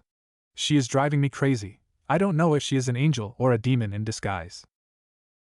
Naruto looked up at the sun to see he had a couple hours to get ready and find a sushi place for them. Oh shit! Naruto quickly ran away from the training ground and headed towards the armory to get ready. In his wake were the bloody bandages that tumbled out of the bushes, only to be stopped by the ruined training log that almost looked like a shrine as the sunset let darkness fall upon them. Those bandages would not be moving on, as that log would hold onto them for the whole night. Satsuki arrived in her room via Shushin and was trying to calm her rapidly beating heart as her thoughts went back to that kiss. I had no idea I had that in me. What was I thinking, choking him like that? But that was so hot. Satsuki was lost in her own world when she heard Mikoto coming into her room. Satsuki-chan, it's almost time for dinner. Are you even listening to me? She looked at her mother and then flopped onto her bed, trying to shake the mental image of what just happened. Until she remembered what her mother just said. Ka-san, what did you just say? Mikoto just reminded her of how they were going to celebrate her success as a genin today with a large dinner. Dinner? Oh crap. Satsuki flew off her bed and ran straight into her closet, turning her Sharingan on as she threw clothes out like a boat engine, spewing out water, causing Mikoto to drown in all her daughter's clothes. Oh. Where are you? Satsuki was searching her closet for something specific as Mikoto was lost as to why she would be acting like this for a family gathering. Satsuki-chan, what are you looking for and why are you doing this? Satsuki slowly pulled herself out of the closet with some tears threatening to fall. Ka-san, I just want to go on this stupid date with Naruto-kun, but I don't know where the dress Ai-chan and I picked out. Mikoto could only smile at her daughter as she was reminded that even though she was a kunoichi, she was still an inexperienced teenager. Oh Satsuki-chan, Mikoto began to cry fake tears. Oh, you already going to leave your poor Ka-san, Tur-san, and Nai-san for a boy? My heart just can't take it. Satsuki could only sigh in anguish as her mom was not helping her at all. Mikoto stopped after a while and told her that she knew where her dress was, so she left and got it for her. Satsuki ran to get another shower to clean up and be ready for Naruto, but could not help but fear how the date could go. How much trouble could this be? How can this be so hard? Naruto was pacing around the armory trying to think of what to wear, how to act, where to go to eat, what not to do. Basically, Naruto had no idea how to handle this. I don't know, just TSK. Shit, well, I am just going to treat her like a princess. Fuck, what was I thinking? I don't even know how to treat a girl in general, and here I am struggling to even get my shit together. Naruto tried to think of anyone who could help him until a happy brown-haired boy jumped into his head. Ugh, Erasure. Well, at least he should know something, right? Naruto left the armory and dashed to the Sarutobi district.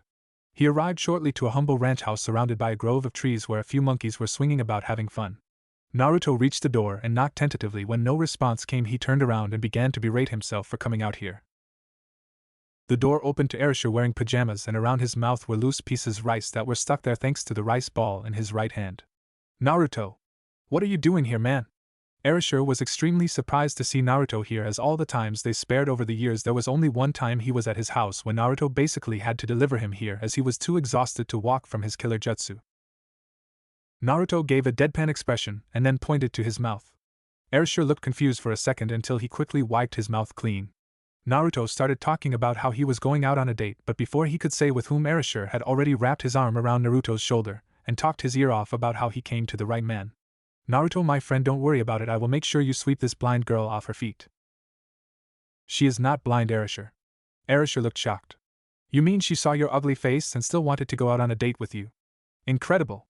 I would never. Erasure was now eating the floor as Naruto delivered a swift blow to his ex-classmate. He sighed and reiterated how he had very little time before he had to go. Erasure got up and told him he was going to teach him all he knew since he was a pro. Is AI still not your girlfriend yet? Erasure slumped and just dragged a chuckling Naruto through the estate, mumbling how it was so hard to get her attention and other nonsense. Naruto was nervous as he approached the Uchiha clan estate and was mentally running through all the tips Erasure gave him. Naruto looked down at himself to make sure he was clean and checked the bouquet of flowers in his hands. Okay, her house is the biggest one on the right. Oh, here it is. Okay, don't fuck this up, Naruto. Naruto approached the door before he felt a sudden influx of chakra enter his own and sighed, letting the genjutsu begin, thinking it was some Uchiha test. That bastard is late. When I get my hands on him.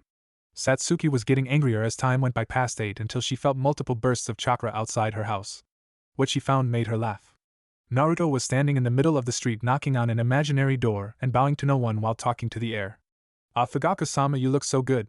I mean, your daughter looks hot.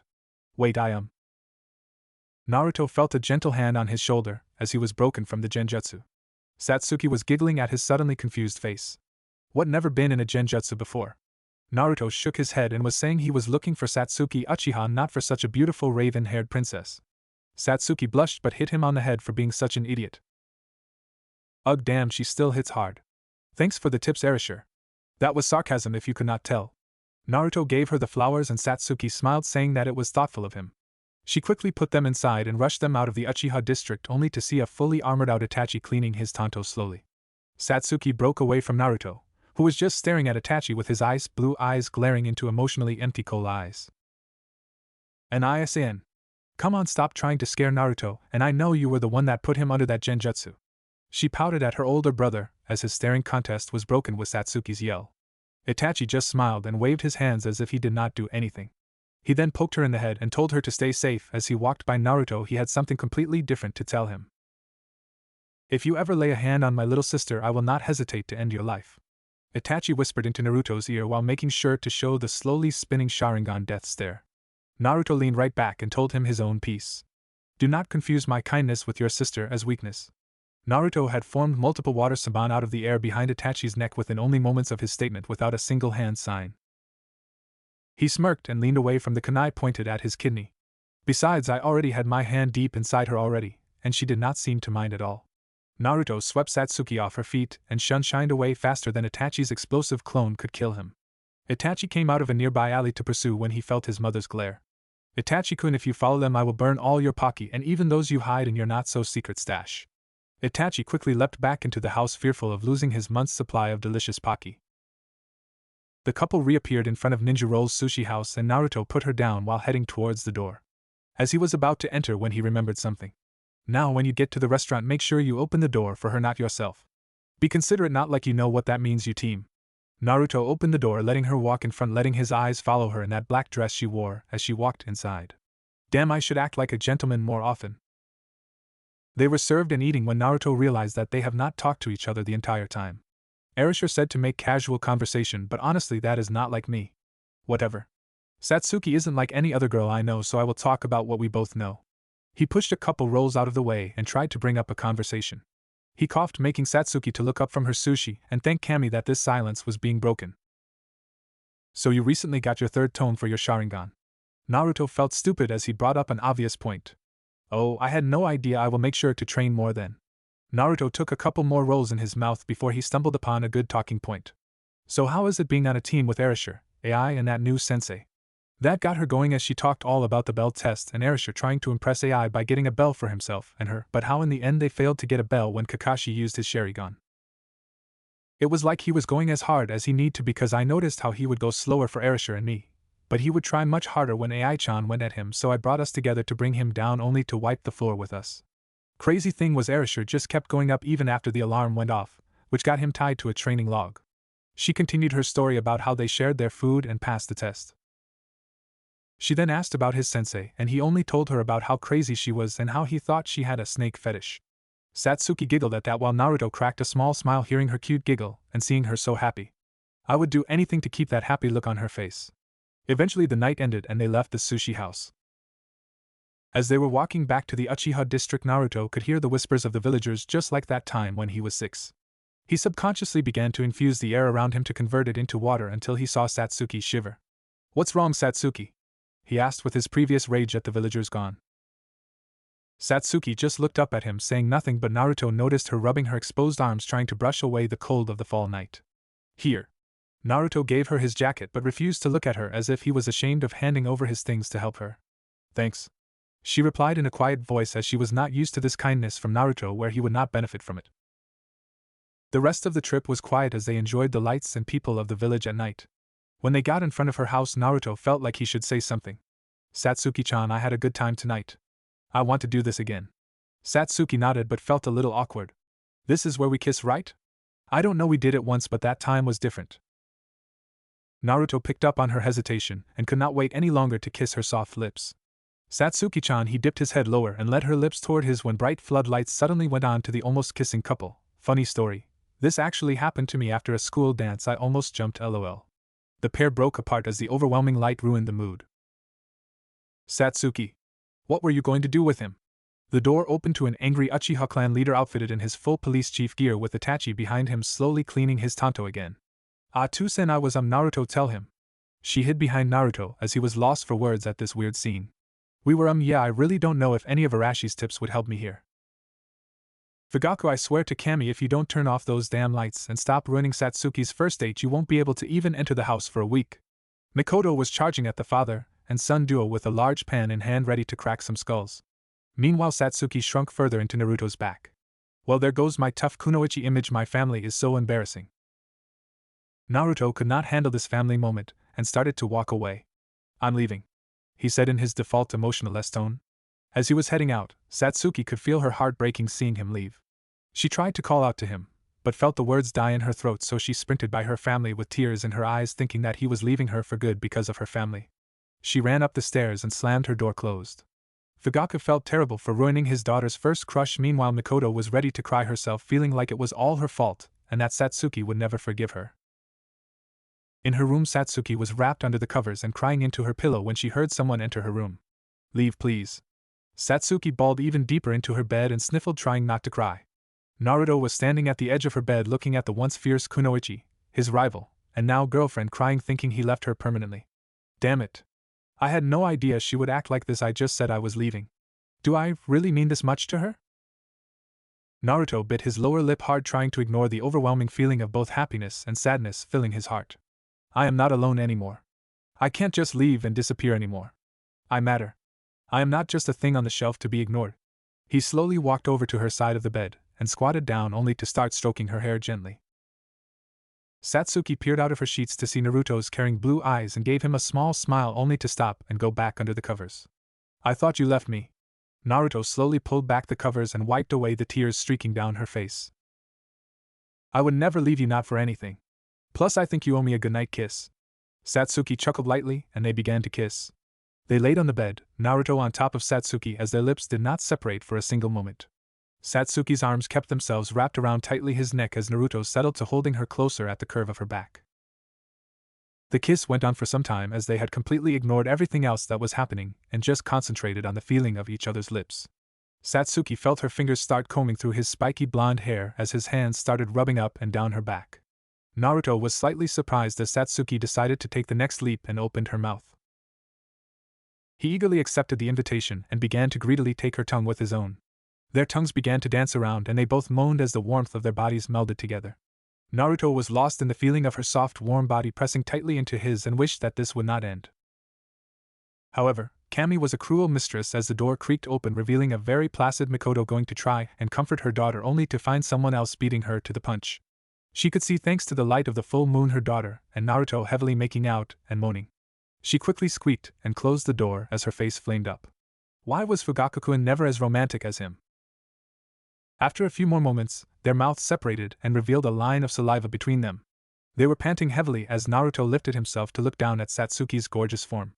Naruto's eyes hungrily traced her perfect body, starting with her small slender hands, long neck, perfect shoulders, nice pair of C-cup tits, narrow waist which flared out perfectly into her firm plump ass, finishing with her firm long legs that Naruto's eyes could not pull away from. His eyes met hers as they were both cloudy from being so lost in the moment. Naruto took a deep breath as he tried to regain himself, as he did not want to go any further and lose the one thing in his life that made him feel wanted. Satsuki-chan, we should stop here. Satsuki looked disappointed and was about to argue when she heard the loud sounds of her father running up the stairs with loud clanging noises one could only assume were kitchen utensils trying to stop him. Before I leave, I almost forgot to give you something. Naruto rolled up his sleeve to reveal a small sealing array on his left shoulder. He pushed some chakra into the seal, which made a small scroll to appear. He slid off her and sat on the side of the bed with Satsuki sitting right next to him. Here, I thought I would get you a gift for you know everything. She took the scroll from his hand and opened it to reveal another sealing array. Naruto looked nervous as the smoke cleared to a set of leg weights. I know it's not jewelry or something pretty, but they are really useful. I improved them by making the weight equal to the amount of chakra that is pumped into it. You don't have to worry about constantly charging them, as they have their own locking mechanism that can be easily broken when you need to take them off. You just have to. Satsuki pulled Naruto into a quick kiss and told him that she loved them. This will definitely help my training. You really are thoughtful, Naruto-kun. He slightly blushed at the compliment and rubbed his head like erasure when he got embarrassed. He stopped himself from getting flustered as he knew that he had to go. Satsuki-chan, I will see you tomorrow, okay? She nodded and thanked him again for the gift. The last thing Naruto wanted to do was leave her, but he knew any minute Fugaku and possible Itachi would storm into the room, so he left with a small smile on his face. Thank you, my Haim. Satsuki blushed and flopped onto her bed, exhausted from the day she had. What a day. Ugh, we have training early tomorrow, don't we? At least tonight I will sleep well. The room's door blew off the hinges as Fugaku and Itachi were in their Sharingan blazing, only to find Satsuki soundly sleeping, too tired to deal with her family right now. Naruto slowly walked down the street, noticing how the businesses were shutting down around him. It's not that late, is it? He continued walking, pretending not to notice the small three-man squad watching him from the rooftops until they dropped down in front of him. You know a real ninja strikes when he is not expected to, Naruto coolly said as he leaked out his chakra into the cold night, trying to prepare for the upcoming fight. Shut up, as if we need to hide from you. I can't believe Hokage-sama allowed the demon to be a ninja. Well, thankfully we will rectify the situation, right guys? The other two cheered behind him, readying themselves to take the demon out. Well then, come at me with your will of fire. Watch as I drown your flame in the torrents of the Uzumaki. Geez, I really need to work on my lines. They raced towards Naruto as two of them ran along the sides of the building while the one in the middle sprinted toward him with a pair of kunai. Naruto stood calm as he quickly put his left arm into the air with his palm flat as if he were holding something. Water slowly concentrated into a large orb above his hand, from which many sharp water whips emerged from. Water style, water dragon whip. He stated as calmly as if he were talking about the weather. The two Chunin had no chance of escaping the multitude of whips that quickly sped to their positions along the wall. They soared into the air thinking they escaped, but the whips followed and slammed into their stomachs, making them groan out in pain before they were wrapped up by the water whip and thrown viscously into the ground. The leader thought quickly and used his own jutsu. Earth style, falling earth spears. He roared out, forcing stone from the ground into spikes that protrude from the ground in order to skewer Naruto. He, however, simply jumped up, letting the immense orb of water to fall to the ground, flooding the street. Naruto stomping on the water beneath him, which forced the water under the leader to explode up. What? The Chunin was surprised to see Naruto above him with what seemed to be a large whirlpool surrounding his arm. You chose the wrong opponent. I win. Water style, hardened water drill. Naruto jabbed the roaring whirlpool drill straight into the stomach of the Chunin that made the mistake of attacking him. He was sent spiraling down to the ground with incredible force as the ground beneath him ruptured, forcing him to only stare wide-eyed at the amount of power in the technique. He coughed out a large amount of blood as his body was experiencing large amounts of internal bleeding thanks to the powerful close-range jutsu. What he did not fail to notice was the fact he was lying next to his other barely conscious teammates. Hurry up and end us, you demon, he said weakly, coughing more blood up. Naruto was more than happy to, so he formed 3 water spears floating in the air, held only by his raised arm, waiting for the signal to skewer the 3 Chunin. He lowered his arm and the 3 water spears followed until he was flooded with images of the past night. Satsuki defending him from Itachi, her smile, her tears, her love. If I do this, I might lose the only person that cares for me. I would never leave you, not for anything. Plus, I think you owe me a goodnight kiss. Even revenge? Even at the cost of my goals? Naruto let the spears lose their form, so the Chunin only felt a splash of water hit their faces rather than the quick death they expected. Naruto looked slightly defeated and left to go think when the laughter of the Chunin leader hit his ears. Haha, I was wrong, you're not a demon. Naruto turned to the defeated man, trying to form his clever comment.